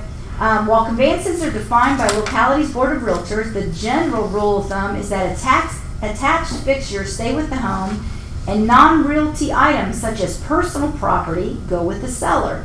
In negotiations, a buyer may request that certain personal property items stay with the home, such as furniture, window treatments, or a refrigerator. So when you look at a house, the first thing you're wanting to do when your client expresses interest is make sure you've gotten a copy of the seller's property disclosure, so you have an opportunity to review all the ages of the systems and kind of have an idea of what could be next for them. And then you're going to look at what are the items that remain in the home. So put on your listing hat for a minute. So from a listing perspective, what stays in the home is what is attached. So if there's a mirror in the bathroom attached, those all stay. Fixtures in the kitchen that would mark the fridge is staying or it's not, the stove is staying, all those kind of things. Whenever we walk through a home, we always ask the question, is there anything here that could be perceived by the buyer as coming with the property that maybe has sentimental value for you? For example, do any of these chandeliers have sentimental value? I cannot tell you how many times, oh my gosh, that was my grandmother's. Yes, I'm taking that with me. Well, we don't want to take pictures with that chandelier up. Let's get it down and let's put up another chandelier so that that doesn't even come up as something people ask for. The bathrooms and the mirrors, a lot of times they're the big plates of glass and people have removed them, bought a funky cool mirror, they bought on a trip somewhere. Make sure those mirrors in the bathroom are considered attached and part of the house. If it is a special mirror to them, that it is replaced before you go in and take the pictures. A lot of times people forget and just assume that they're going to be able to take all these things. But the things that are considered attached convey with the property unless otherwise described. So they may have put in the seller's disclosure, we had a client once who, it was like a 400-pound chandelier in this huge house, and they're like, we're going to need to get professionals in here to pull the chandelier down, pack it special, we have nowhere to store it. So they had in the disclosure, X chandelier in this room will not remain with the property. A $500 allowance will be granted to the buyer for them to purchase whatever chandelier they want because they didn't want to mess with buying another one. So everything will be outlined. In situations like that, I know Keller Williams has got lots of contractors that they can use. I don't know if Keller Williams has a list of contractors or you just have to talk to individual agents, but then you're talking about getting electricians in to remove and rewire fixtures. Does Keller Williams have a list? Yeah, those are our preferred vendors on the back wall that we work with, and so we have a lot, and they're also in our mail room. You'll see a lot of the brochures of people that can do that sort of work, and your client may also have somebody they've worked with for years. I always ask, do you have a trusted vendor that can help you with this? Because if they have something they've used for years that they're comfortable and confident with, that's who you want to go with first. It's just another thing to make sure you ask and address so that there's not a surprise during the walkthrough.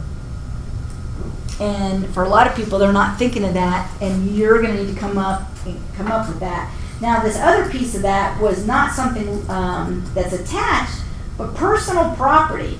What do you think about that? So the buyer comes in and loves the house but says, oh my gosh, I absolutely have to have that patio set because that backyard is what's making me buy it. It is a wow, and I love that patio set.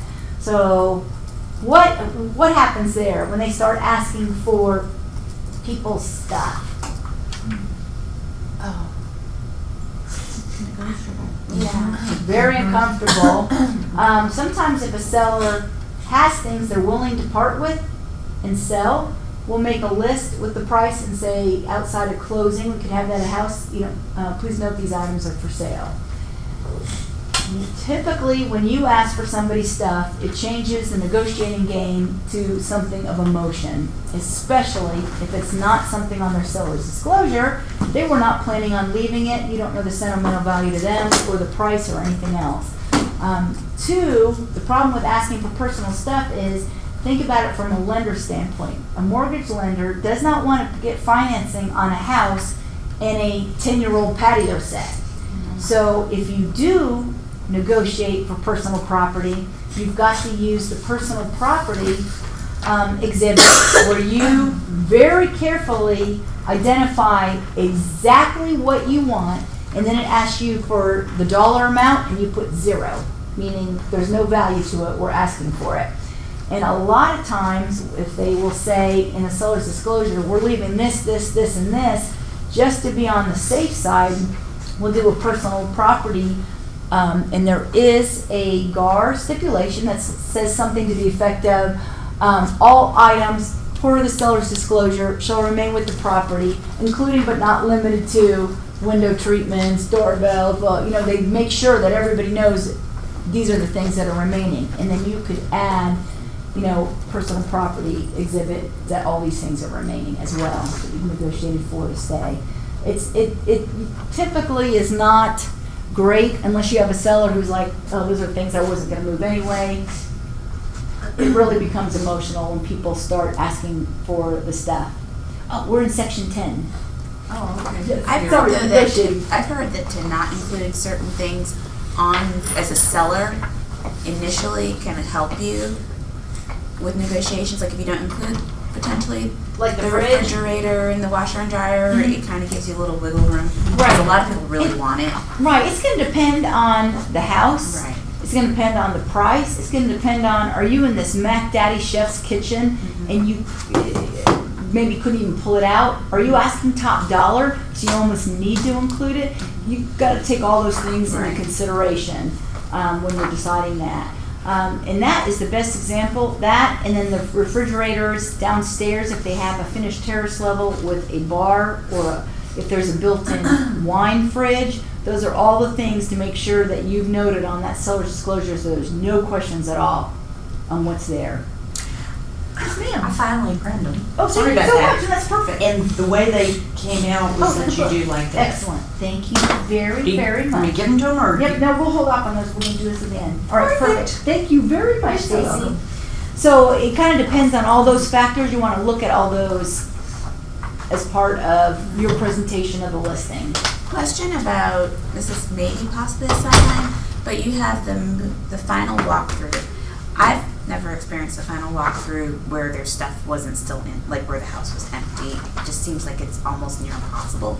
So what happens if somebody leaves that old TV cabinet that Salvation Army and Goodwill and nobody will take, and you're stuck with this big piece of heavy furniture, or a sofa that the county charges $300 to take, or That's why you've written a special stipulation, and there is one in GAR, that house will be left in broom clean condition, and with all personal items removed from the attic, home, garage, yard. If you've got a pile of stuff in the yard, you might need to say huge, rotten metal pile in left corner of yard to be removed. All the things that you've asked for, you've noted, you might want to have in your offer.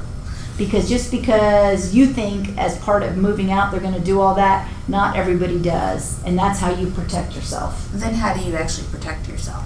Just because you say it should, what if it doesn't? Well, per the contract, it's in there, so now they need to get it out.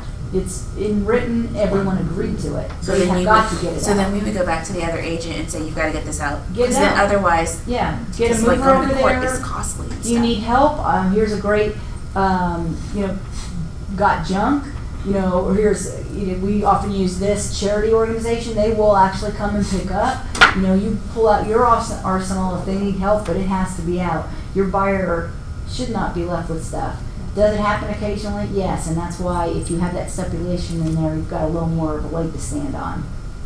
We've had people write a check after closing and say, bring cash and say, here's the pay to have that. I couldn't do it. I just couldn't do anymore.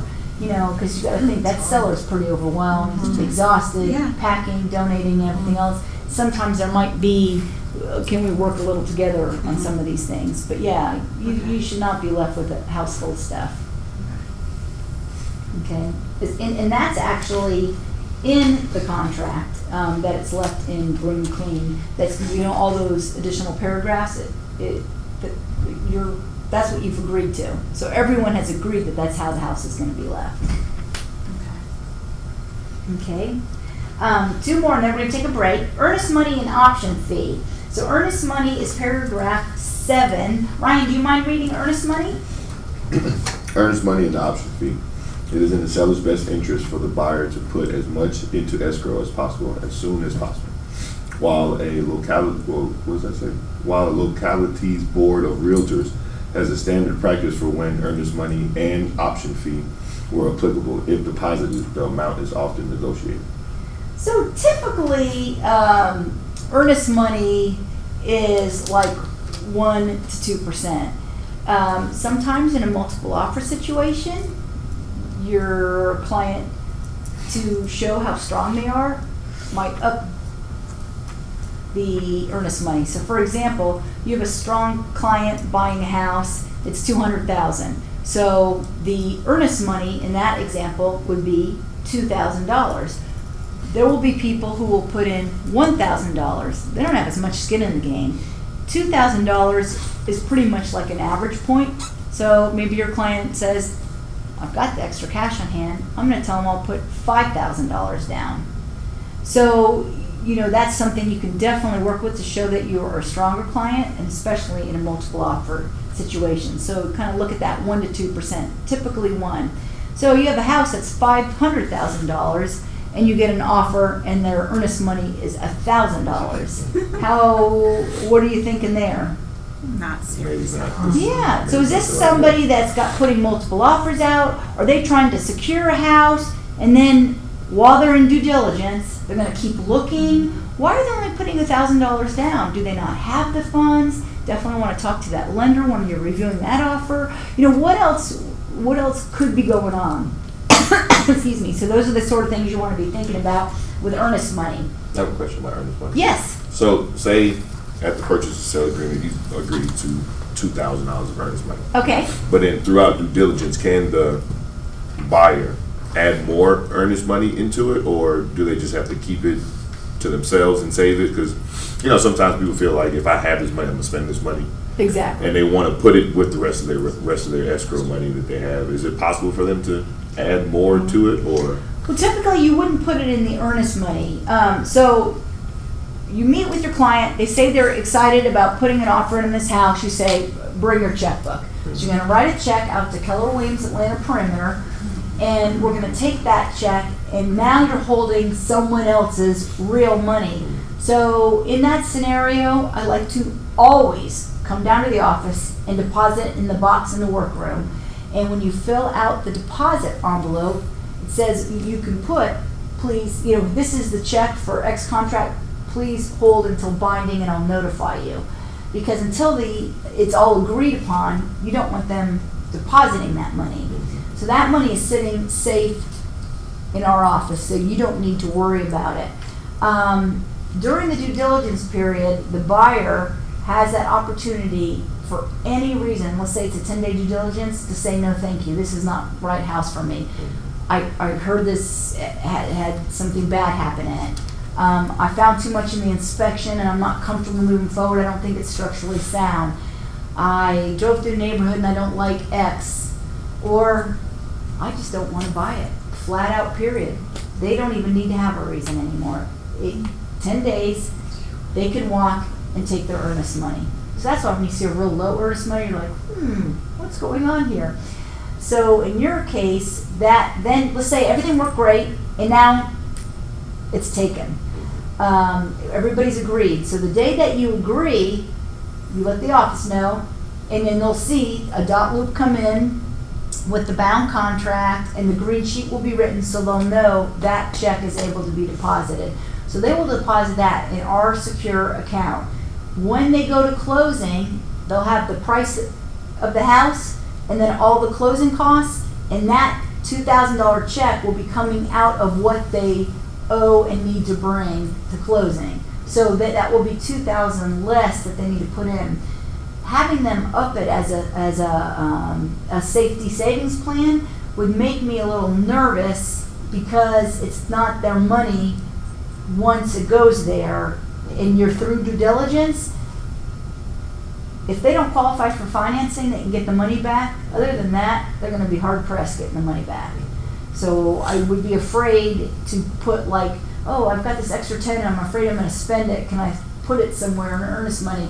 You're going to be a very responsible homeowner. You're going to need to start, if you need to open another account and put it there for a bit or whatever, or we got to talk to your lender first, because you have to show a money trail. And that's the other thing here. So they can't take the money out, hide it, and then all of a sudden it appears back in their bank account, because they're going to say, I've got to see the paperwork that these funds are theirs and they've been sitting there, and they can document where they came from. So that would maybe be, if there's somebody that's nervous like that, a conversation that you might even say, this is such an awesome conversation for you to have with your trusted lender partner. Let them know your concerns about your money management and where and how funds have to be shown in order for you to buy a house. And then they'll tell them, all right, you're not going to do anything that's going to pull your credit. You cannot buy anything. And you're the kind of person, I think you should have a little jar, and every time you think about going out to eat, I want you to take that $10 you would have spent at lunch and dump it in there, and let's watch it grow. They might need to do some financial counseling. But yeah, so that's a great thought, but that would probably not behoove them, because it would be at-risk money, potentially. Would you clarify something for me, that during the due diligence part, if they decide not to buy the house, that they can terminate the contract, but do they still have to pay the earnest money? During the due diligence, you can terminate for any reason and get your earnest money back. That's why it's so important for a buyer to do every test and every due diligence analysis thing they need to do. Do they need to test for lead-based paint? It's an older house. Do they need to test for asbestos? Do they need to test for, are they testing for radon? Was there anything really scary found in the inspection? I mean, you pay that, $450 whatever inspection fee because you want to know this has a huge issue underneath the house, and it's going to need piers, which are going to cost about $40,000 to bring in. So, is a seller willing to do that? No.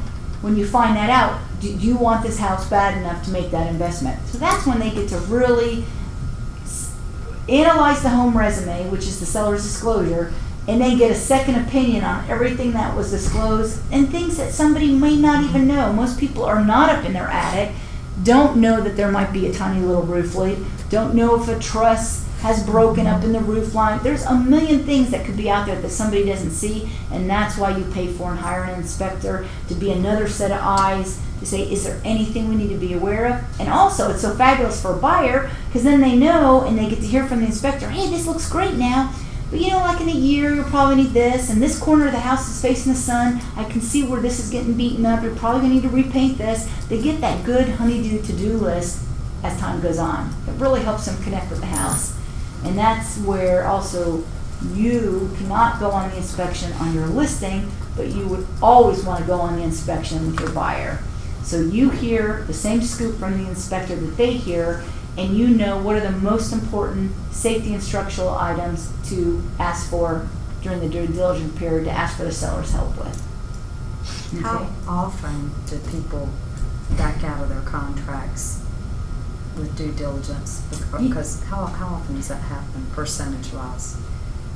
I'm gonna say it probably is a lower percentage, but I will say a prepared agent, it happens very, very rarely because you're having the conversations with your clients. People typically back out when, one, they don't understand something.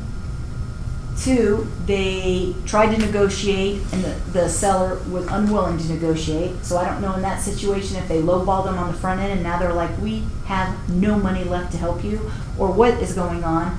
You could have a difficult seller that says, I just am not willing to do anything, and that was not shared up front.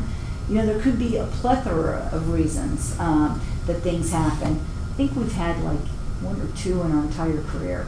You should not have a lot. If somebody has a lot, I would either think they're working with an investor who is putting sight unseen offers in, or I'd say, let's sit down and take a look at all your processes and procedures getting up to that point, because maybe somewhere there's something in there that you could enhance that will help prepare your buyer or your seller better to get through this. And let's talk about some scripts that you're using. How can we beef those up to keep you moving forward? Because that's heartbreaking. I'm going to tell you, people who pull out of a contract have major emotional wounds that they carry with them. More often than not, they're very upset. Sometimes they say, I can't even look for a month. I'm that upset. And that is like baggage when they go to the next transaction. Oh my gosh, this is the same thing's going to happen. What am I going to do? I'm going to come in on this one really hard, and I'm going to do this, and this will never happen to me again. So you want to really understand, and that's why all your consulting on the front end is so important. Is it okay then to ask the listing agent if the buyer has placed offers before? Absolutely. To kind of Absolutely. feel, okay. When you are Pulled out or the listing agent and you're receiving an offer and you receive it, you know, or they call, you won't always get that Right. that high, you know, with Keller Williams, we're going to be putting an offer in call. So when you get the offer, you want to, as a listing agent, call and say, so-and-so, thank you so much for all your time and attention putting this offer on our listing on, you know, 101 Main Street. Do you have a few minutes that I could ask you a couple questions? So before you present it, you will have gone through the offer, and there might be a couple areas you've highlighted. You want to make sure, what does it mean? Is it important? How important is it to them? Can you tell me more about your buyer? All the questions that we talked about asking before we put in an offer, you want to ask those before you present someone else's offer. And at that time, if there's any, it's not inappropriate to say, hey, just so I know what sort of experience your clients have had, have they put in other offers on homes and not been the winning offer, or have they pulled out of any offers? You know, we did have a buyer come through once who pulled out of 5 offers. And that's the question is, can I understand a little bit better why they pulled out? Because you don't want your client to be 6. Yeah. But sometimes somebody will, they had to pull out of 2 offers, but let me tell you what happened. One was a meth lab, and that wasn't disclosed. And this one, they're like big things. They could be really big things. And that's where you need to take the time to ask a question, ask another question, and ask another question. Go through deep, make sure you understand what's going on. That's that balance again of the logical, analytical side and the human side. Tell me a little bit about what's been going on with your buyer. Because should they be the person you want to work with, even if it's not a multiple offer, should they be the right person to buy this house, you want to understand where they're coming from so that you know, do I need to provide more information? What else do we need to do as a team, our buyer, our seller, working with these people? Like, what are going to be their hot buttons? So the more questions you ask, the better off you're going to be. Does that? Yeah, that's a really, I hadn't thought of that, but that makes sense. Yeah, because the more information you have and the more questions you ask, always the better position you're going to be in. Now, the last part is repairs. So I'm just going to do this one real quick. Most offers are contingent on the outcome of the home inspection and necessary repairs. Depending on the complexity of the repairs, buyers may ask the seller to make the repairs prior to closing, subject to a follow-up inspection. Deduct the repair costs from the sales price, or pay a lump sum at closing to cover the costs. So there's a couple things here. You do the inspection, you get the list, you want to sit down with somebody and see if you can get a ballpark, or work with a vendor who will give you a ballpark of generally what each thing is going to cost. So if you're representing the buyer, you know what their potential for is going to be if they had to fix all this on their own. Same thing for the listing. You want to say, I'm looking at this, and this is looking about $1,000 worth of repairs, just as a ballpark figure, give or take. So then you have an idea of how much they're asking for. If most people will say they would prefer to receive some additional closing cost dollars versus in having a seller repair a house, especially if when they go in, there's a couple repairs that didn't look great to them. They don't want their person doing the repairs. You can write the inspection amendment that the repairs are all to be completed, if it's an electrician, by a licensed electrician, by blah, so you can make sure it's not a handyman or an unlicensed person doing major electrical work, or their brother Bobby is a licensed professional. So that can protect you there. The other option is, paying the closing costs, deducting the repair costs from the sales price. If you have a cash buyer, deducting from the sales price could be beneficial to them. It more than likely is not going to be beneficial to a buyer with a mortgage, because if you're only talking like $2 a month difference or something, it's not a huge impact, and for them to come out of pocket more to make those. Standard rule is, or mindset, hopefully with repairs, is that people are going to focus on safety and structural. The unfortunate real world part is not everybody does. Some people will ask for a cracked light switch plate. It is $1, and they will get down to that level. So that's where understanding, if it's your listing, who the buyer is going to really help you, because you can already be kind of prepared that they're going to be very, very attentive like that, and maybe they're not going to be happy with anything that's done. So they might be somebody where you guys just agree to put $1,000 into their closing costs and help them with closing costs so they can get the repairs done with their particular vendor. So this may be a question for a lender, but like you said deducting the sales price out of the repairs from the sales price. Mm-hmm. With somebody who has a mortgage, would a lender, is there any way we can negotiate with a lender, like, hey, look, we're still gonna need the $350,000, but we're gonna use $25,000 to fix the cracked foundation or something like that? Would they allow people to do that? Because I know sometimes lenders don't want to lend money to people who are investors if it's not for an investment property. Yeah, well, and I would say blanket statement, a lender is lending money on a house based on it being in good, sturdy, working condition and it appraising. Because think about it, if your house is, I'm lending you $300,000 and your house is only worth $200 because it has major issues, we've got a huge disparity. You default on the loan, this is not good for the bank, and thus the decline we had in 2008 was yet another problem there. So for a lender in a situation like that, you found major work. This is where understanding that you've got people to talk to that can help you can totally change the day. There's a renovation loan. We have used the renovation loan. It is Mac Daddy awesome. It would help in a situation like that where you had huge repairs, and you can have them say, when these repairs are done, the house will be valued at X point because you bought it way under value as an investor. So they get the loan for that higher point. They have to have the repairs done in a certain number of days, like 30 days. There has to be a vendor in place, and then the loan is for that top amount. And the day that they are finished, they walk in and the house is all done. It's also a great loan when you have somebody who says, I only want to be in this area or this neighborhood, and they maybe can't afford it. Or all the houses they see are all done up really nice, but they found one that's really needs some loving. So they can go in and say, I want to do hardwoods, I want it fully painted, I want to renovate the kitchen, and we need to add a shower in the bathroom, maybe a wheelchair access, or whatever. Get all those points out there, and that can be a renovation loan. So when you get into a big dollar amount, that is going to be pushing your buyer into some other kind of loan versus... You can't just say, well, we're going to give a $25,000 concession, But even if it was a small amount, you think a lender would do that?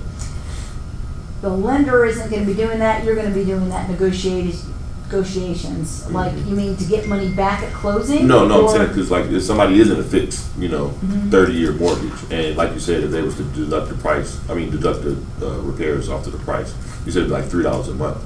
But if this person really wants this house and they're like, okay, well, we've talked to the seller and they said they'll knock it off knock off this amount, $3,000, $4,000. Would the bank still lend them the money and they could take that extra $3,000, $4,000 and use it for repairs? I think this is where you talk to your lender, because a lender does not want to see a list that refers to an inspection report of 45 items. They could be very puny ones, but when you refer in your amendment to address concerns where you say, here are all the things I found that are a difficulty with the property, if you refer to the inspection report, what you have then done is required that the inspection report be part of the contract. You do not want to do that, because there's stuff in there that is, well, in the future you may need to look at this, that's going to be in there, and it's going to make it look really like a bad house. So knowing your lender, they may want you to say something like, all parties agree the purchase price shall be changed from, $150,000 to $140,000.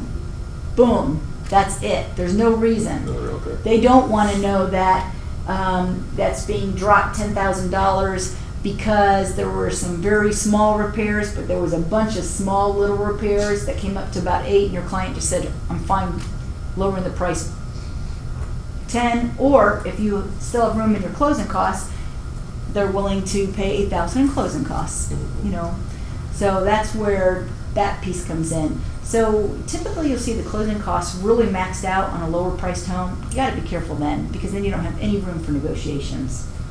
Okay? So that would be repairs. There's a flurry of things happening with repairs. This is a great stopping point. If we could take a 5-minute break, I want you guys to get some more coffee, water, whatever you need, and then we're going to come back and talk about the 3 P's approach, how to prepare, present, and position all your offers.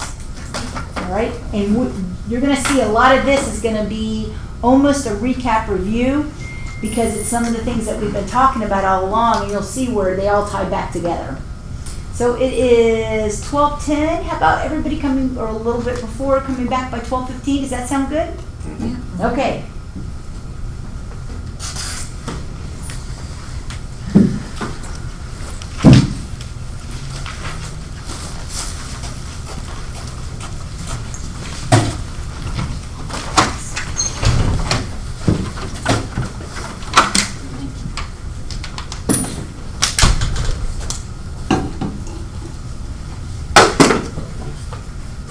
Karen, did that help? Yeah, this is great. Many little pieces. Yeah, I'm just trying to trying find, to tie well, them yeah, I back found in. myself thinking about scenarios. Oh, no, that's excellent. Okay, Your- good. Your scenarios are great, Just yeah. know too, when you're going through this, you have all the support. So you've got people that can help you navigate it. Like the first one, if you're working with our coach,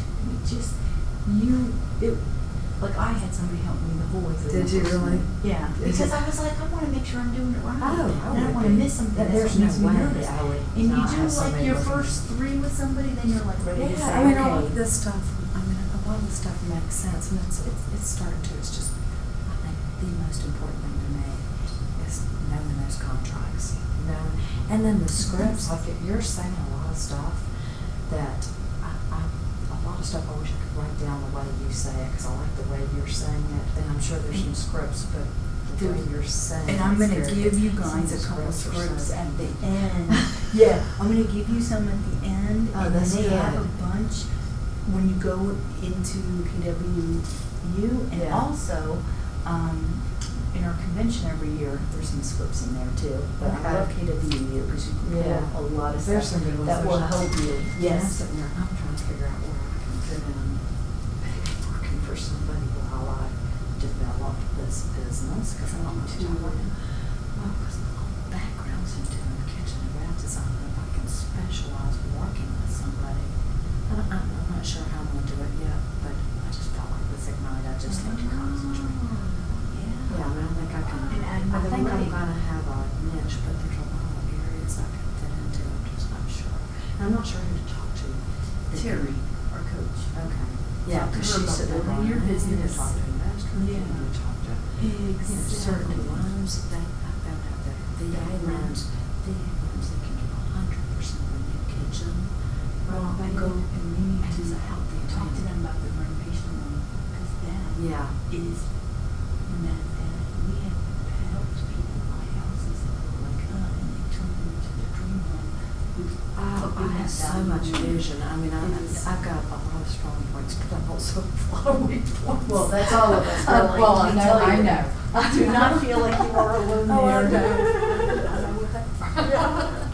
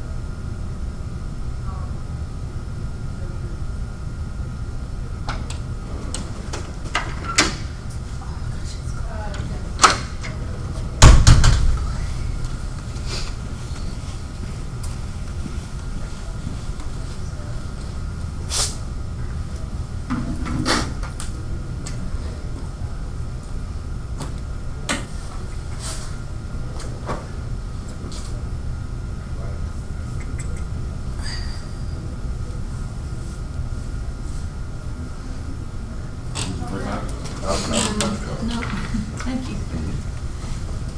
Freezing in here to you? Well, you're Yeah, gonna there's sweater. a big temperature change. You can't adjust that. I don't think it's not that one. I think it's the office one. My best friend travels by himself like that Oh, one. he does? Yeah. Yeah, I'm excited. I'm just kind of like that in general. How long you gonna be there? Like you'll see me out to eat by myself all the time. Oh, well, I go out all the time by myself, but 8 days. 8 days? Uh-huh, yeah. You have like a whole itinerary, you got everything set up, but what you gonna do? Or- No, Not I yet? don't. I haven't even packed. Mhm. I just have a reminder, passport, glasses, medicine. Yeah, As long as I have those those are the three. essentials, yeah. I'll throw everything else in a backpack. And credit card. Yes. Yeah, make sure you have money.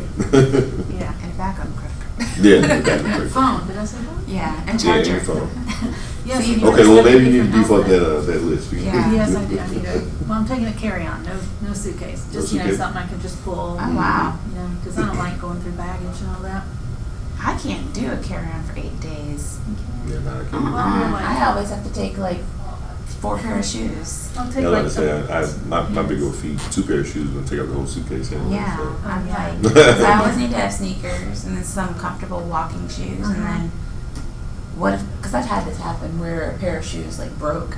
Oh, yeah. While I You was have to buy there. some Irish shoes. I mean, that's Yeah, true. buy some Irish Nikes. Business healing ones. Little, what do you call it, little pot of gold elf shoes? I was at a business For conference comfort. once for work and I had these pants and I didn't realize they were like a floating material. Went to put iron on it. Oh, Like Ugh. the stuff just burned up. So I had to wear the same pants. It was like a 3-day meeting, and that's the worst too because it was a 3-day meeting. Mhm. So for the same pants, like no. 2 out of the 3 days. I take 3 pairs of pants. You just wear, you know, you roll them up, that takes up some less space. Like I'll get some, you know, like distressed jeans with holes, and I'll get some like dark jeans that I can, you know, they're nice. And, like if somebody asks me out, you know, like one night stand kind of thing. Sounds like you need to be going to Amsterdam. Oh, I've been there a lot the last 2 He years. said, "Oh, I have I've some been friends who they've been there, they've been to hedonism, who knows where they've been. Well, I had this boyfriend. Well, I do know, but He he travels a lot for work, and I've just been tagging along. I've been to Europe for 5 times over the last 2 years, and 3 of those have been to Amsterdam. Oh, okay. I don't even smoke. Mhm. That's my daughter. She'd love it there. Other stuff. But, yeah, it's a great place. Pretty. Yeah, that's where I think that's where he's at now. Him and his girlfriend, I think they're in Amsterdam now. They went to Europe. They was in Paris, but they went for a whole 7 days, a whole week. That's So nice. Yeah, that's cool. It's fun. I've never been out there though. I can't. I don't know if I can. I don't think I could be on a plane for 15 hours. You gotta go at least once in your lifetime. You have to go business class, international. I can't do Take it. that. You get to It's too- lay it's too all the long. way flat. My anxiety would start to act up. Well, that's why they got, like cocktail after cocktail after cocktail. That's not gonna be good for me. I'm gonna start crying. I'm like, what the hell? No, you'd be like, no, after you eat dinner, the these flight attendants come by and they refill, like, almost everyone's got wine for some reason. They fill it way up, and my boyfriend said that's because they want to knock you out so they can take a rest Yeah. when everybody goes to sleep. I don't know if I can do it 15 hours in the air. I don't even think I can do 8. Oh, it's 8. It's not 15. Can you imagine? Well, like no, 24? I'm saying like when you go to Dubai, it's 15. Oh. And when you went there, I was like, nah, Oh, I wow. can't do it. Yeah. What are you talking about? Just flying in the plane, being in the air for 8 hours, 10 hours at a time. Like, I would be so, my anxiety would be through the roof. So you're going by yourself? I am. That's bold. Just started Do you know anybody over there? Not yet. She's not gonna come back. No, she Let's won't. say She She won't won't be be back. Where We're you going going? to Ireland. Where's Going to Lisa? Ireland. Oh, good for you. That's gonna be awesome. Solo. Just me, myself, and I. Just 3 of us. You will have the most amazing adventure ever. Good. That you been is cool. I have not. I've had multiple friends and family members go, Love and they loved it. Oh, good. That's great. Loved it. I'm celebrating my 50th birthday. With an adventure, what better way to do it? Good for you. I can't wait to hear about it. When do you go? I leave Saturday. Oh, this is right now. Wow, Yeah. good for you. I'm not packed or anything. Did But you I'm like? just Are you gonna- googling what do I need to bring for a trip to Ireland and what's the weather and all that kind of stuff? No, I was telling them I just need, like passport, glasses, medicine, phone. And I'll get some clothes and throw those Throw in them the in the bag bag. and not worry about it. You're Well, more yeah, as better. far as the weather. How long are you Good for going? you. 8 days. But, oh yeah, as far as research and the I've heard it's temperature, yes. beautiful. Yeah, I've good. heard it's You're absolutely ready. That would be beautiful. awesome. Anything you don't need to get there. Yeah, I've been looking at the weather. It's supposed to be cloudy, except for one day. That's It'll the day still I'm be gonna- amazing. It'll still be amazing. What kind of Well, climate good is for it you. like? Can't wait to hear about Like, it. what kind of, is it like hot, cold, warm? Is it It's like in the mid-50s right now. Yeah, it's cool. But the scenery will still be gorgeous. Oh, yeah. During that Food, one nice fish and day. chips, beer. Oh, Yes. yeah, lots of Guinness. Bourbon. Yeah, that's gonna be Yeah. awesome. There we go. Hit those pubs. Oh Yeah. yeah, we're doing a pub crawl. Perfect. Go from You'll make Dublin lots of all the way friends. across Yeah. the country. Just 8 people. It's a day trip. We're going through those green fields, sheep, and Yeah, to the there you go. coast. Take and lots of all. pictures. jealous. I'm afraid Good of for heights, you. so I'll be on my hands and knees. Wow. Well, we're going to go back now. We're going to talk a little bit about the 3 P's approach: preparing, presenting, and positioning. You're going to see where this ties everything we've been talking about together, because this is kind of a great recap, and it's going to maybe bring up some questions. So if you have a question, let me know. But negotiation is a skill that can be learned and perfected with experience. The best practice for negotiating and bringing the buyer and seller together is this 3 P's approach, where we prepare, present, and position. So let's talk about preparing and see where this talks and ties back into all the steps we've been talking about today with our different stories together. So preparation is the key to building confidence and ensuring a smooth negotiation process. So I think we were up to, Selena, I hate to say it, I think it's you. Do you mind reading the page 14? Know your goal, know your client, think ahead and set clear expectations. Oh, sure. Okay, so know your goal. Have a clear goal of reaching a win-win agreement in which both the buyer and seller are satisfied with the outcome of the negotiation. Remind your client of their motivation for moving or buying the house, and that when the contract closes, they'll be able to move on with their lives. Know your client. Make sure you fully understand your client's goals. Learn the areas in which they are willing to negotiate and where they will stand firm. Think ahead. Anticipate what the other party wants out of the negotiation. Write down how you think they may counter the offer and how you plan to handle it. Finally, set clear expectations. Prior to the meeting with the other party, set clear and realistic expectations with your client and then under-promise and over-deliver. Stress the importance of moving quickly to create a sense of urgency. Part of setting clear expectations with your client is being clear that win-lose agreements are likely to be rejected by the other side. To set yourself up for success, make it win-win. Keep going. Oh, that'd be great, thank you. Okay. Be informed. Before making an offer or counteroffer, it's good practice to speak with 2 other agents. Ask open-ended questions and use active listening to find out as much as you can about the other party and their agent. This helps you know with whom you are negotiating, on what points you will negotiate, and where you and your client have leverage. Obey the laws. Every state and locality has its own set of laws that regulate zoning, mortgage qualification, and other real estate matters. Stay current on your local regulations and stay out of court. Know the documents inside and out. Become familiar with your local Board of Realtors governing forms. Take the time needed to understand the form templates and what belongs in each field. Perfect. So this is a great recap of where we have gone, talking about calling the agent on the front end, knowing the goal of your client, thinking ahead, always thinking what's next, and saying to your client at the end of every conversation, here's what's going to come next, so that they're prepared for what's coming. Setting those clear expectations, speaking with other people, coming in here and asking, hey, I've got this scenario, this is what I was thinking to do you have any other ideas? Or I have this scenario and I have no idea what to do, what do you feel could be some good scenarios? Obeying the laws. I will say most people don't sit there and say, how can I break the law, or how can I cheat, or how can I do this unethically. More often than not, they didn't realize that was not proper. So there are multiple classes as agents we take, advertising laws, ethics, that really spell out how to make sure you never have a problem by understanding what is right and good. And if you know that and just you make that your compass, you never have to worry about anything. And then, like we talked about, knowing the documents, especially the documents you're going to use all the time.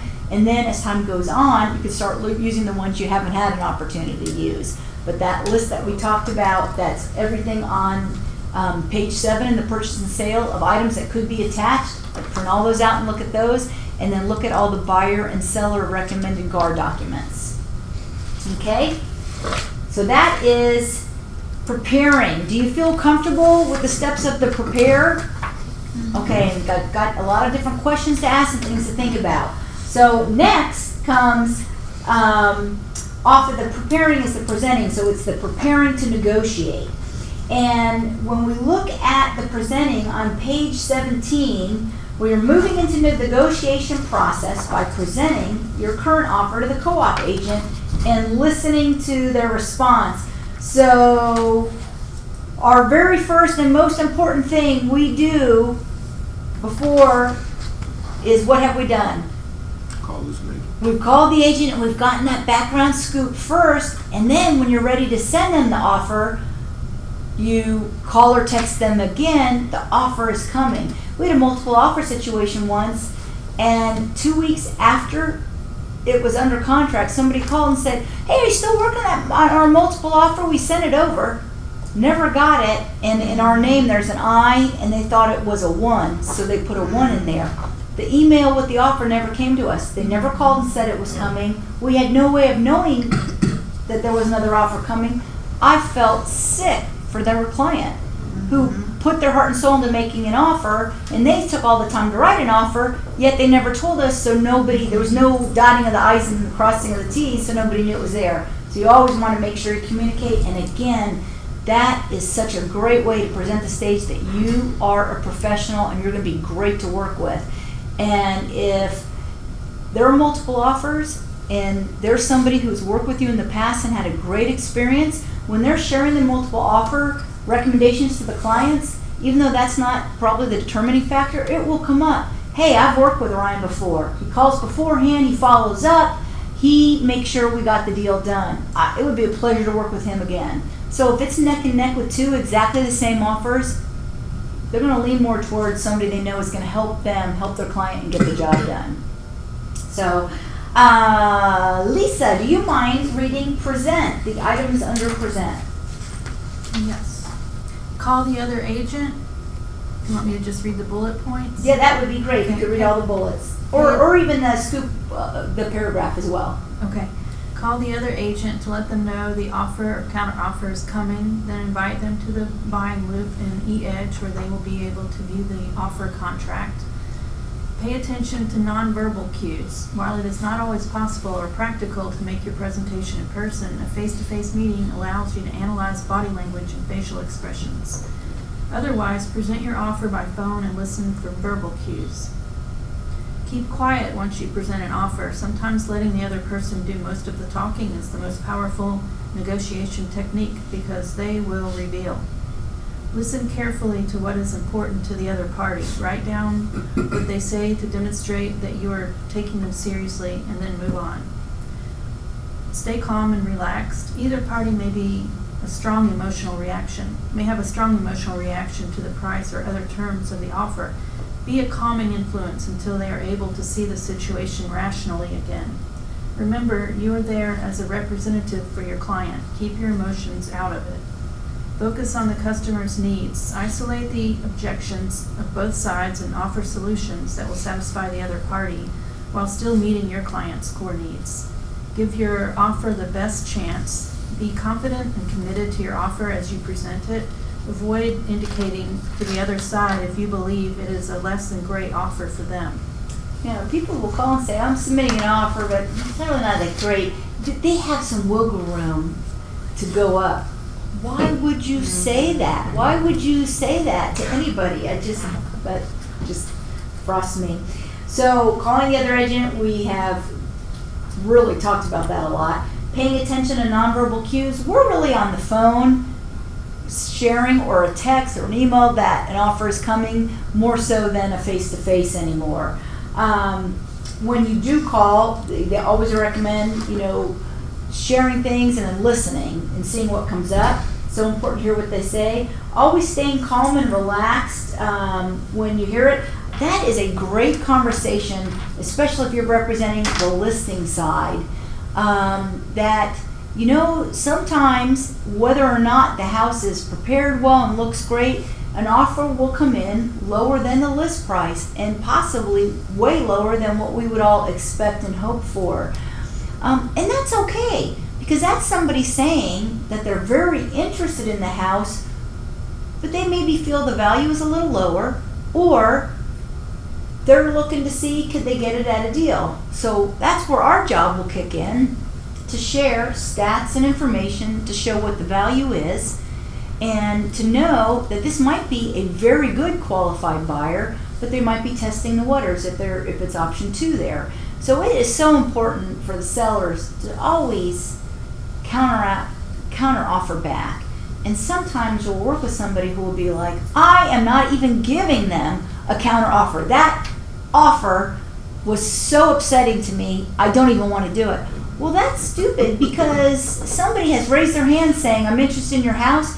You don't know why they offered so low. They might have just been testing the water, so why not come back with, here's where you want to be, plus here's all the reasons why, as an agent, we priced it this way. Here are the comps, here's the list to sales price ratio in this particular community, area, high school district, whatever you need to pull to plead your case, it's all right there, and come back with that. So always get your sellers to understand it's great to get an offer, even if we don't like it.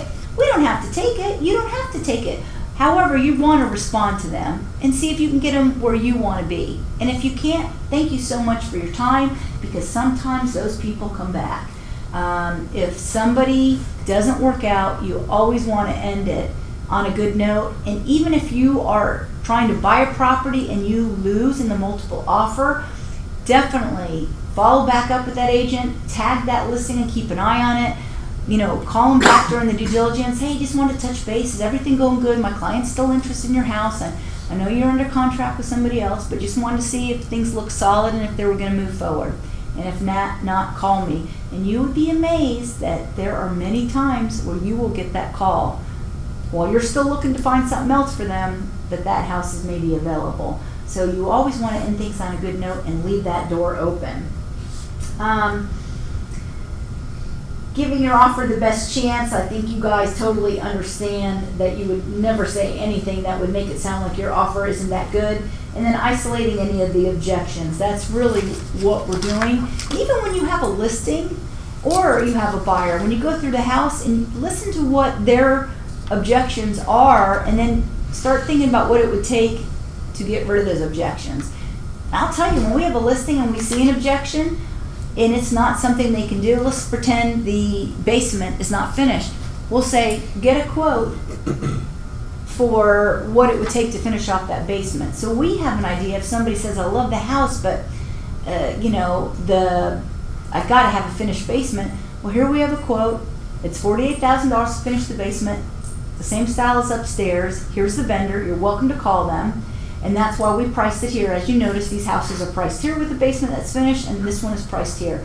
You've got to have the data to support it. And if there's an objection, just get a written quote so that you can speak intelligently. Because you have to remember, with a buyer, they don't know the pricing of things.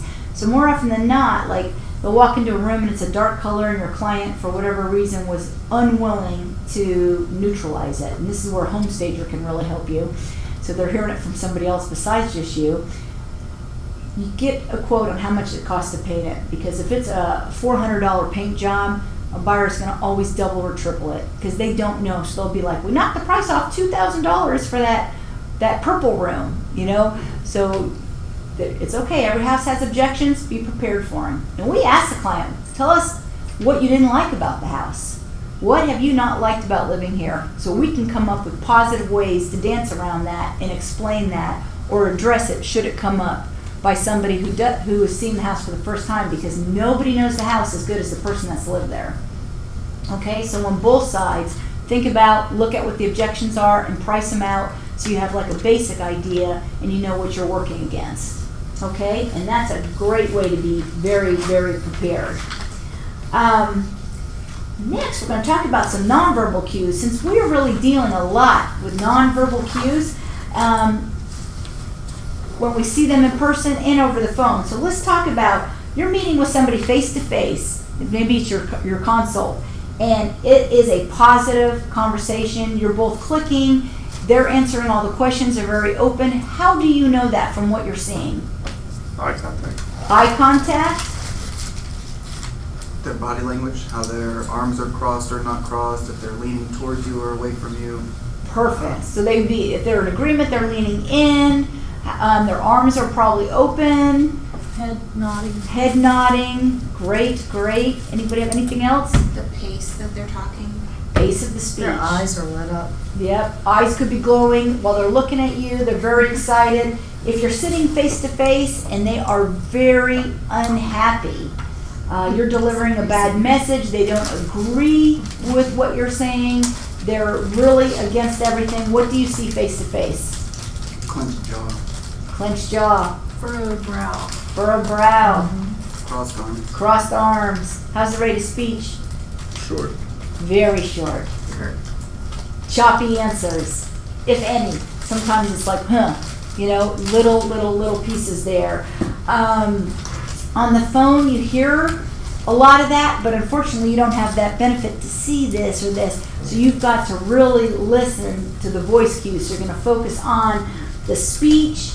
Is it upbeat? Is it emphatic? Are they, yes, oh, that sounds great. So meaning they're following along, they're with you, or are they going more into that monotone, flat voice, single answer? I get it. I see why they didn't like that offer.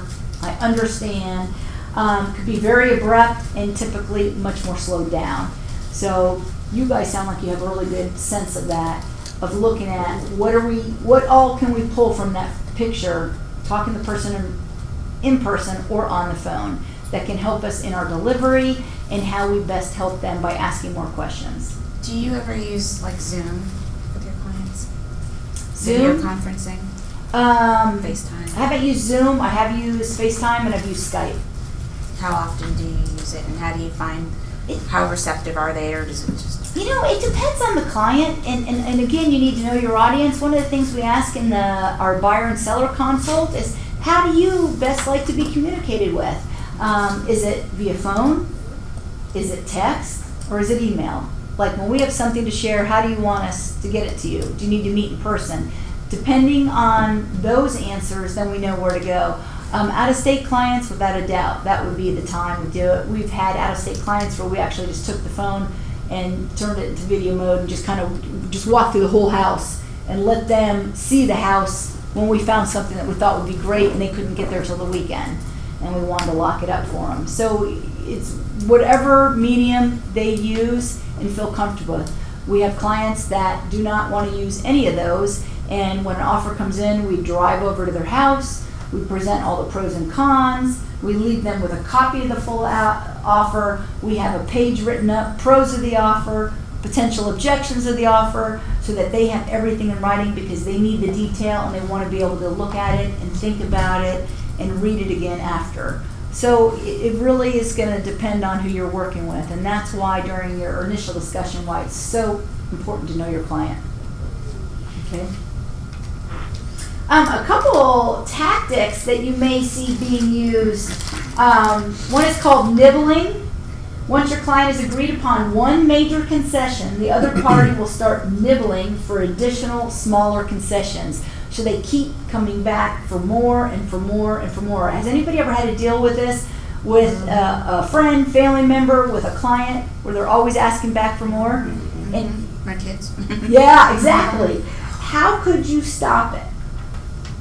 Think about it. How would you stop it? So we're negotiating and I keep saying, oh, thank you so much, Selena, for taking care of X. But you know, also what's really important to us will be this and this and this. So I'm nibbling, I keep going back, I keep asking for more. Remind them of what you've already given them. Say, well, I gave you this and we gave you this, but if we ask for too much, you may end up hurting. We may end up hurting. You may end up hurting yourself. Perfect. So here's what we've all agreed to already. Here are all the positives of where we are, so we have a stopping point. And the other way may be to say, I understand how that could be important to you. Let me talk to our seller and see what they'd be willing to do. Talk to them and say they're willing to do X if you're willing to do Y. So they'll move forward with this when you move forward with that. So maybe it's taking something off a list and they'll take care of this one, or whatever it is. But how do we make it win-win for both, and how do we keep everything moving forward? So it may be agreeing to something else that could be considered a mini concession before working on concession number 2 they're asking for. Okay? Hot potato, this one always makes me laugh because it is the game we play as kids. Remember you had like something that was a hot potato? Typically it comes with a problem. As soon as the problem comes in, they try to pass it to you. Like for example, here they use closing costs. Oh, well, we need your seller to pay closing costs because they can't afford them. So they're throwing whatever the problem is completely back onto your client. So a tactic there might be to, exactly like the game. What did you do when you got the hot potato in the game? Toss it back to the next person. You tossed it back. So that's exactly what hot potato is. Toss it right back to them, throw it back, test the validity, find out what the real problem is. Has the party with the problem exhausted every possible solution? So they don't have any closing costs, but they also are asking for the price of the house to be much lower. So would they be willing to roll some of the closing costs into the price of the house? For example, if our client were to pay $2,000 in closing costs, would they raise the price of the house to X? Or whatever the case might be. So coming up with understanding exactly what that means when they say they can't afford them and what can they do or not do. You're really looking for other alternatives. Is this something they've spoken with their lender about? Have they investigated other loan opportunities? Do they need to go down in pricing? What is the problem here, and how can we all work together on it? And then good guy, bad guy is typically a team of some sort, and every time you call and talk to one person, they say, oh, this sounds great, but so-and-so disagrees with it. And it's constantly going back, and the second person is typically more aggressive and more difficult to work with. Sort of what you think of in the car buying scenario where they say, oh, I'm the salesperson, I totally agree with your pricing, but I have to talk to the manager, and they come back and say, oh, the manager was furious at the price you're willing to offer. They said it's got to be this. So it's that good guy, bad guy. And in that scenario, it's really very similar. Call them on their game. Even saying something like, come on, can we work through this? This sort of sounds a little like good guy, bad guy. When I talk to you, everything sounds great and it's like X. And when I talk to person B, it's like this. So how do we get everybody together so we're on the same page? And let's not even go with go with that. Let's work together and say, how do we get these two parties together? What do we need to do to help them? And then the last P is positioning. So positioning is when we really move the two parties closer to each other and get to a point of full agreement. Travis, do you mind reading the page on positioning? On 20 words. Starts with acknowledge and affirm the common ground. Acknowledge and affirm the common ground where the buyer and seller are in agreement and are at the same position. Then identify which positions may be easily adjusted and which are set in stone. Ask what and how questions to better understand the other party's values and why certain things are important to them. For example, say you represent a seller who wants to close in 30 days. If a buyer wants to close within 60 days, ask your client, Mr. and Mrs. Seller, you're requesting a 30-day closing. What is important about closing in 30 days? If your client becomes defensive, you would explain, my goal is to let the buyer know why this point is important to you. Understanding what is important to the other party allows you to prioritize and address their issues in order of importance. Positioning is a process and sometimes requires you to come back to the negotiating table more than once. Sometimes several counteroffers will be necessary to negotiate an acceptance. Know when to walk away. Sometimes the other side may refuse to give your client the win they need despite your efforts. Knowing when and how to walk away can not only save your client from a win-lose deal, but it can sometimes jolt an unreasonable party into a concession for fear of losing the deal altogether. The key is to walk away without burning your bridges. Exactly, and that burning the bridges is you may end up going back. Something when you lost may fall through, or it might be a good opportunity for your buyer or seller later. So we never want to burn those bridges. So it's, again, pointing out what we have agreed on, and then saying how can we work on these last couple issues, asking the what and how so you understand exactly what's important and why on both sides, and then just working through that process to get you a little bit closer to getting the two parties together. So if we could, I'd love to take like 5 minutes and do a positioning, let me see which one's shorter. We're going to do the one on the next page is negotiating the low counter offer on page 23. So we're going to work in, why don't we, this side of the room be one group of 3 and you, this side of the room be another group of 3. We take a few minutes, we're going to review this scenario, we're going to think about the things that we've learned and prepare the negotiation of a counteroffer. Let's just come up with what questions do we want to ask and that we might want to verify or get more information on. So here's the scenario. Which page is it? Oh, this is on page 23. So this will be the scenario. Your client has found the house they absolutely love and it's in the neighborhood they want. It is at the top of their price range and it does need some work updating the kitchen and the master bath. Your client makes an offer on the property and the seller's agent says, I must warn you that we have gotten several offers and your offer is pretty low. So they're saying you're in a multiple offer situation and right now your offer is kind of probably on the lower end. So the listing agent scenario is this. Your sellers need to move within 45 days due to a job transfer. You feel that you have priced the house very competitively. You're aware the house needs updating, but the sellers don't see the need because the house was just fine for them. There have been multiple offers. The other offers are still standing, but the timing may not work for the seller. And the latest offer is lower than the asking price. You have let the buyer's agent know, I must warn you, we've gotten several offers and your offer is pretty low. So what sort of questions can you come up with? Let's just talk with your side of the room for a minute, and then we'll come back and see what we've come up with. Wait, who's gonna be who? Or are we doing both sides? Brainstorming. Oh, that's good. Why don't you guys be the buyer side, what questions you're gonna ask, and you guys do the seller side. This side will be the seller side, So we're the buyers. as the listing agent versus the buyer agent.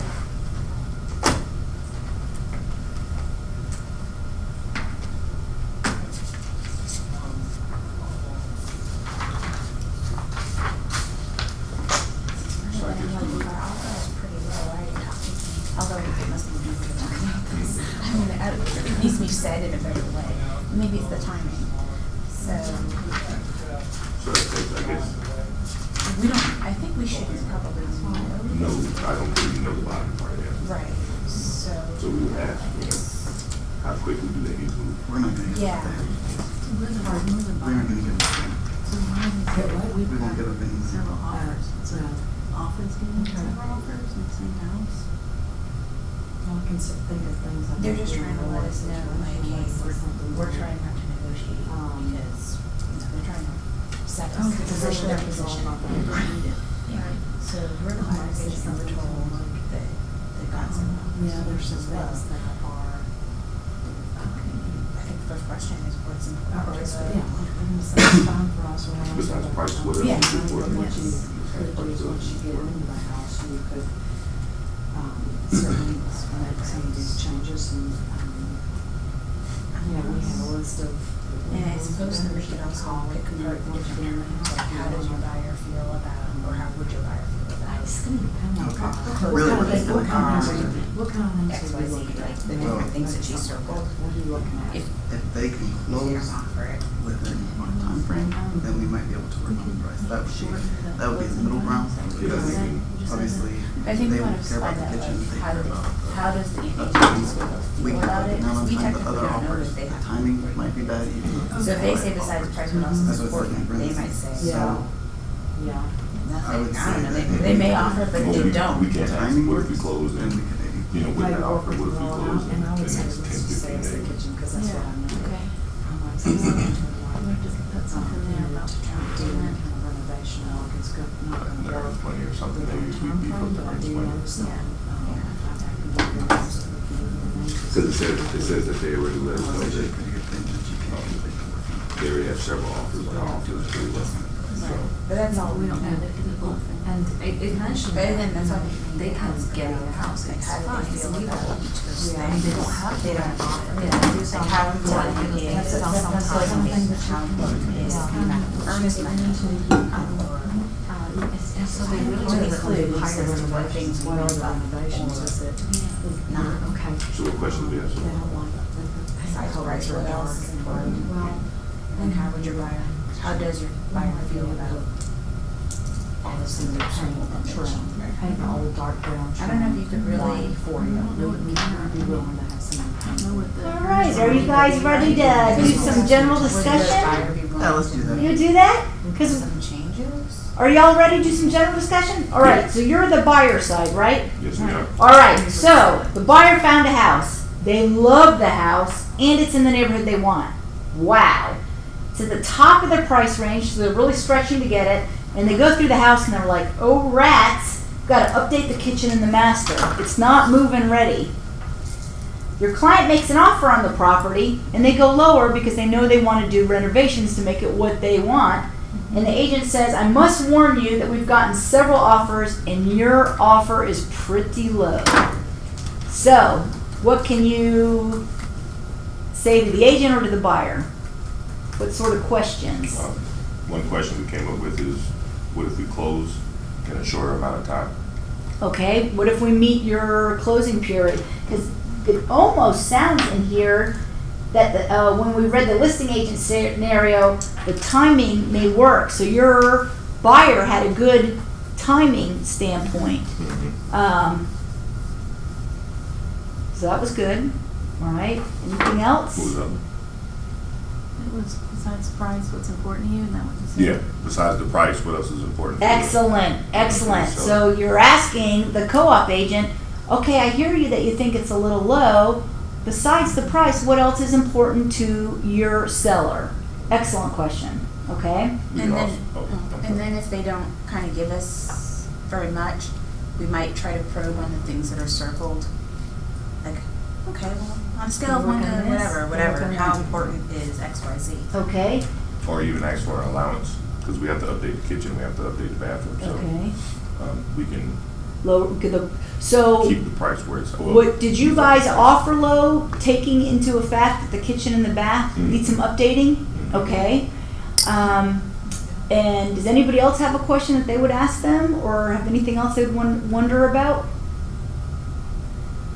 Well, I have a question, as a listing agent, should we really tell like the other party or like several parties, the buyer's agent that give us offer, that like we really have an urgency on the time? Because this client just gave them the excuse to give us a lower price. Well, in a case like that, if your buyer is like, my goal is to move at this point, I would just share it more like that. Just say, well, if you're asking, Ryan, what's important to our client, here's one of the things they would really prefer to close in 45 days, if that's something that your buyer could do. In this case, it sounds like, and again, this is the interpretation, they've already gotten offers that have come and not been accepted. And those have not been accepted for one reason or another, and it seems to pass back to timing, but until we get a chance to really ask them what else is important of all the important points, we're sort of guessing that based on the limited information we have. But I thought it was great that you guys said, well, what else is important to your client? See if there's something else that we're missing that could be done. I would also be interested in how much upgrading it needed, and can we come up with a general price of what that upgrading is? And as the buyer's agent talking to the listing agent, and they're telling me the price is too low, I would say, okay, I understand. Can you tell me your rationale for the price where it is? Like, what is saying our price is too low? So I have a $200,000 house and I price it at $300,000, and you come in at $250,000. Well, it is lower than the $300,000, but the house is really only a $200,000 house. So can you share either some comps, some rationale based on this property? How did you come up with the pricing so I can share that and the value with our buyer? Because I'm wondering where they came up with the price if it's considered too high. That's a really good point, though, because they say the price is too low, and we naturally just assume from our own viewpoint. But what if it was like too low or pretty low, but $1,000 would make the difference, and our buyer could come up $1,000? Exactly. We don't know. Yeah, what does too low What's- mean? Yeah. What's your rationale for the pricing? It sounds like a stupid question, but it's actually very valid. But we don't know if in that neighborhood, they don't really come out, they say it's in the neighborhood they want, so you know there's an emotional tie, but they don't say the house is priced right for the neighborhood, the house is overpriced for the neighborhood. So they could have priced the house at the same price as all the other homes in the neighborhood, but when you go through and pull all the activity in the neighborhood, those are Mac Daddy upgraded, gorgeous kitchens, great master baths. So they didn't take into account that there's, $28,000 worth of renovation work that needs to be done to bring it up to that, and that's where the pricing difference is. So that would be maybe some points on that side. You guys as the listing agents have received this offer. You know from your clients' discussions, their number one thing is they have to move within 45 days. They have a job transfer. They can't delay, so they have to go. They may be leaving this house empty. You feel the house is priced competitively. We don't know what that is yet and how you're gonna back that up. You're aware it needs some updating, but the sellers don't see that need because the house was fine. So everything is in working order. We're talking maybe some cosmetics and some of the aesthetics. There's been multiple offers, but so far, timing didn't work. And this latest offer, it sounds like maybe timing would work, but it doesn't have the asking price. So you've let the buyer's agent know, hey, yours is pretty low.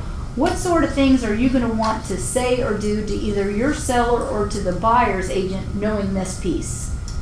I'd like to know, first of all, specifically, what is it that you don't like, or what do you see that needs updating specifically? And I'm going to draw on my background for this, but first of all, if the kitchen needs updating and they're talking about a complete renovation, that's not going to work for us because a renovation can take 6 weeks or more. Mhm. However, we could reface, you could reface I mean, I'd probably say you could reface Right, first right, of all. because they don't want to do And anything. I wouldn't offer it first, but say that's half the cost or substantially less than doing a total kitchen renovation.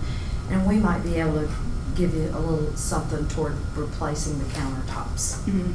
Okay, so at Because this that's it, point, you that's have a correct. better understanding of what they don't like about or find out why they offered that lower price. And if they say it's for the bedroom and the bath, what were the things that you feel need to be changed in order to live happily in this house? Mhm. And just get it, so I can better understand it and share that with our seller. Okay, You'd also want to justify the price. You just say, like, we use these comps to come up with this price. What makes you think? Do you see other comps that have needs of updating that are coming in at a much lower price range?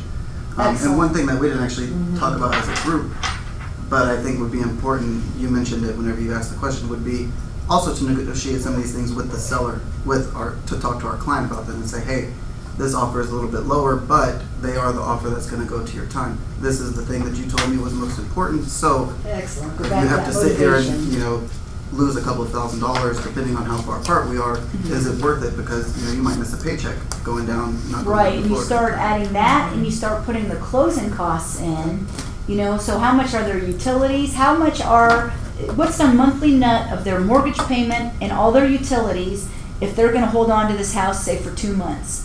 And how does that compare to the difference of where you are meeting? And I'm assuming, since you're the listing agent, that the house was priced competitively based on what it had, but it may have been one of those things where it was priced closer to comps that were updated, and you said, all right, let's stretch the price for 2 weeks. This neighborhood is really sought after. There hasn't been a sale in 6 months. There is nothing else active in here. People want to get in here. Let's agree to stretch the price a little higher for 2 weeks. And in 2 weeks, if we don't have 12 showings that are on offer, we're going to lower it and make sure that happens so we can still meet your 45-day deadline. So we don't know that little piece of it to know how strong we are. And as a listing agent, you would know the list to sales price ratios, the number of days on market, and that would give you the strength too, if you also had an idea on what does it take to do some basic updating, even if you had a vendor come out and got like a base price for doing this, or if some simple things were done, what would that cost? Or even talking to somebody and saying,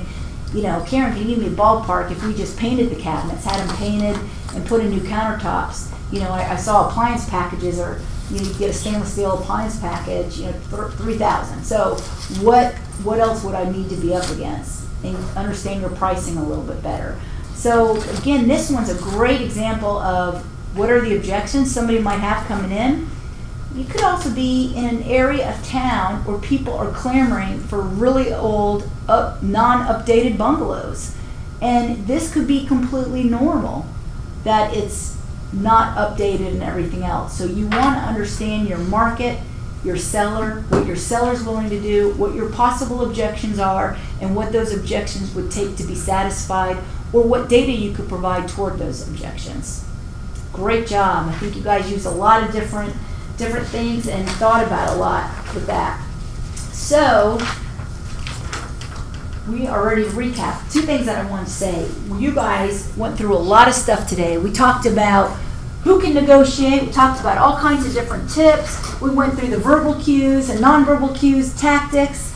We talked about the 3 P's approach: prepare, present, position. We talked about the forms. We talked about the purchase and sale and what is so important, and how you can utilize the different sections and work them to your client's advantage, and how you can help bring 2 parties together by agreeing on this much, but saying, okay, here's the things we don't agree, but we've agreed on all these things. How can we get these 2 great parties together into the table? Because that's what we're really trying to do.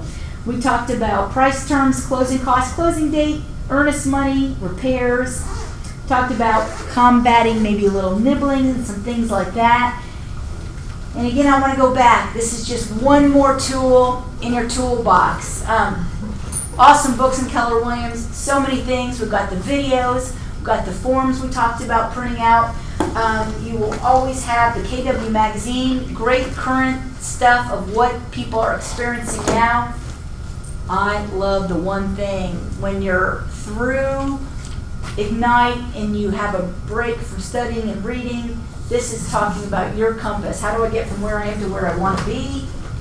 Millionaire Real Estate Agent, the Red Bible, as it's affectionately known, goes through everything you need to do. You don't need to reinvent the wheel. Just do what they say in here, step by step, and you'll be fine. And I like to always say, have fun with it. Have fun. We're all here to help each other. Come to the meetings, learn everything you can, use our great resources here, come to the classes, and use each other, because you're at that exact same point, but everybody's bringing different skills with them, and you will so help each other as you move forward. Does anybody have a question on anything I can help you with? It has been absolutely my pleasure to have an opportunity to share just some things on negotiating to help you feel a little more comfortable and confident as you start putting together your own movies. And I will leave you with one of my favorite scripts as somebody who's newer to business, because you have a plethora of experiences that are all going to be utilized somewhere in this process, whether it's advertising, marketing, budgeting, negotiating, writing contracts, reviewing them. You're bringing so much to the table. Remember that, and know you have a team of people here available and willing, able to hear from you. So when somebody asks you something and you do not 100% know the answer to that question right then, give them that line.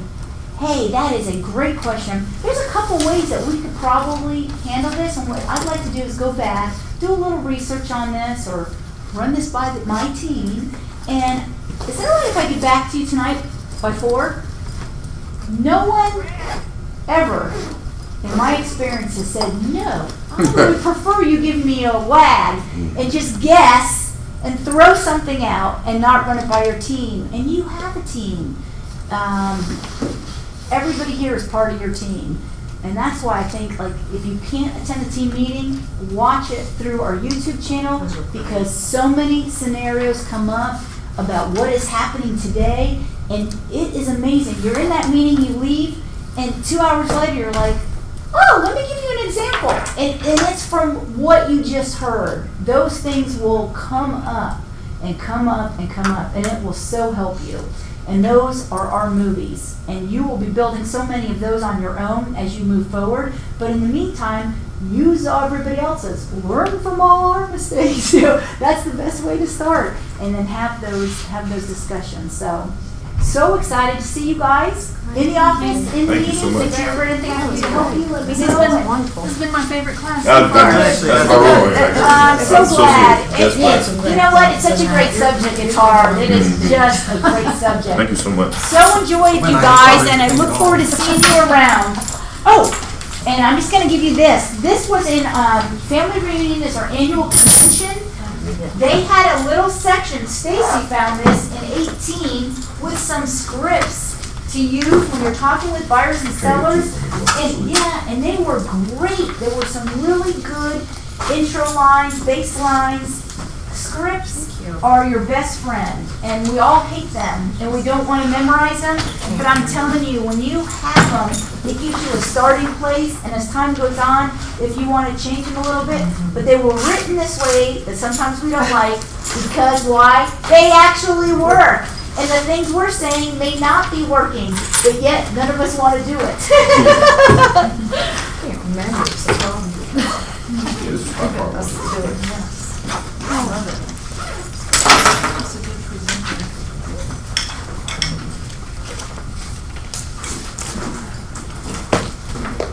So have a great day, learn lots, have Thank you so much fun. for your time. And so appreciate your time. Thanks for coming here today, guys. Felt like you were our cheerleader. Yeah. I know you can do it. It's gonna be great.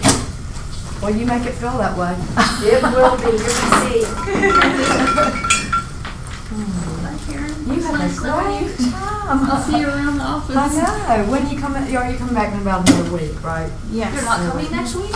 No, I'm going to Ireland. I can't wait to hear about your Bring trip. back pictures. Okay. Text us pictures. Yeah. Oh, you're going to be 8 days. Huh? 8 days. 8 days? Solo. Happy Throw that in there. 50th. Thank you. Come on, be safe, thanks. Yeah. And it's cold over there. We're Yes. I know, it's in the 50s. Yeah, 50 degrees right now. It's gonna be No bathing incredible.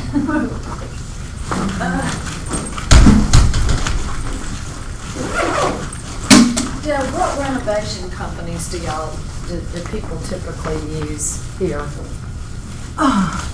You know, from a full renovation, there are especially different kitchens, especially people. kitchens. Well, there's a bunch of different kitchen and bath stores all throughout Atlanta. Probably work for them all. Yeah, so I was gonna say, and I did the then work. renovating, it depends on your area and who you talk to. People will have additional vendors they want to use. Mhm. There's some renovators here. I mean, it's depending where you are. Everybody's got somebody that's their favorite that they know goes out and gets the job done. And it depends on the job because it could be something like just a kitchen, or is it knocking wall downs, moving plumbing, and Yeah, you know, you gotta it have could a be- full general contractor. right, Yeah. right, and those are Yeah. things. I mean, Hey, thank you so much for thank you. coming. And I'm sorry, I never got to introduce myself. Yeah. I'm Deb Martino.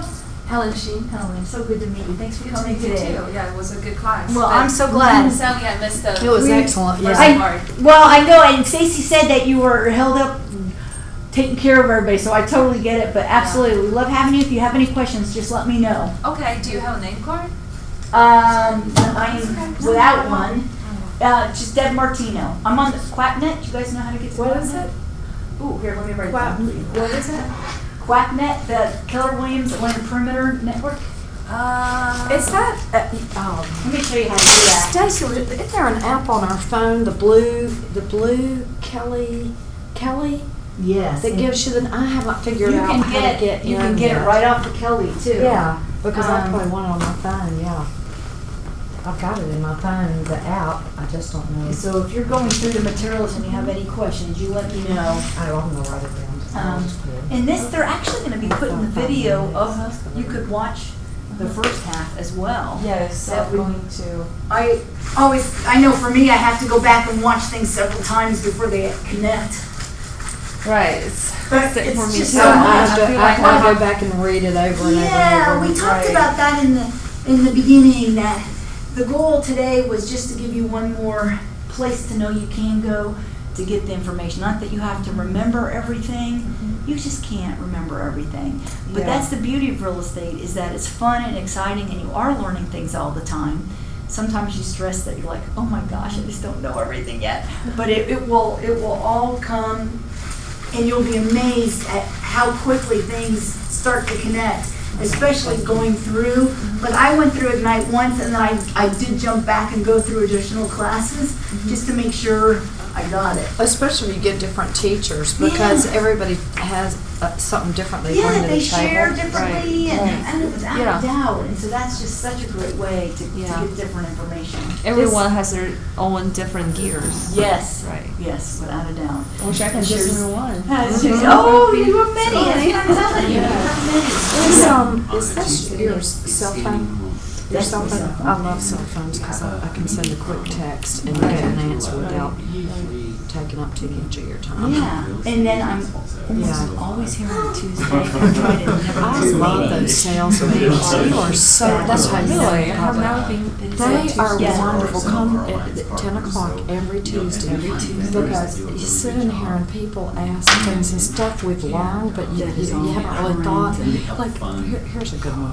There was somebody sitting over here, I don't know her name, and then Pete was talking about something, he was repeating something and goes, well, we want to do this, and she reminded him, she says, I'd like to remind everybody in here, you need to say the seller wants to do this, not we, because that could get you in a lot of trouble. And I was like, oh, that was a good thing. Yeah, to be because you're reminded not- of. She's reminding Selling the everybody. house, your seller is. Yeah. So you're saying Yeah. our seller would like this, or our Yeah. seller has requested X. Wow. So it just helps you think of It things. just, and you hear the situation, because it's hard to learn this stuff in a book. You know, you hear people's situations. I'm working with so-and-so, and they bring out, yeah, like Pete had a handout, which you showed, that was a a housing situation where there were multiple offers on a property, and one was by Knox, one was by Remax, one was by, Oh, BXP, there was a bunch in there, Yeah, but it was several how of them. to analyze the different offers and net them out. and which one would you Yeah. choose to go with? And then they compared it, and Brad went through that. Yeah, it's great. Another time it's been good, you should come. I'll come to that next meeting, I'll try to come every. Yeah, but I'll let you know. But I was asking you about, I forgot what I'm talking about now, but. Bye. So nice to meet you, Helen. Yeah, so is there a list, or do you just have to do it word of mouth, of like renovation companies and, you know, some of the people that are used around here? Is there I a, would ask do you just Stacy have if to- these are our preferred vendors. I know At Home Handyman does some renovation work. And then you're gonna see different renovators, oh man, all over that people use based on who they know and what they've done and everything else. So, yeah, and I would, if you're looking to do something, I would focus on where you live and look at all the companies nearby. Becky Hill's neighborhood? Oh, yeah, Right around the great corner. neighborhood, yeah, so I Oh, would. yeah, mine's a tear down. Yeah. That's okay, you got it. Tear down, I was like. You got it, Yeah. man, that's what counts. You You got know, it. well, no, I love it. I've lived in this area for 30 years and lived there now and there you go with the value. It's of course, I mean, I go back, of course, I was every restaurant, you know, and I was like, I got one of this thing. What do I want to do here, I'm right? like, do I want to rent it out? Do I want to, kind of roommate? Do I want to, but it's so great because it's, you can go anywhere, you need some help, you can ask for that. Do these go back to Stacy? It's all of us. Here, I'll take them, I'll drop them off. Is this yours or hers? I think we'll give her that, because I think every morning. Anyway, I enjoyed Yeah, it. it is so good to meet you. I look forward to seeing you.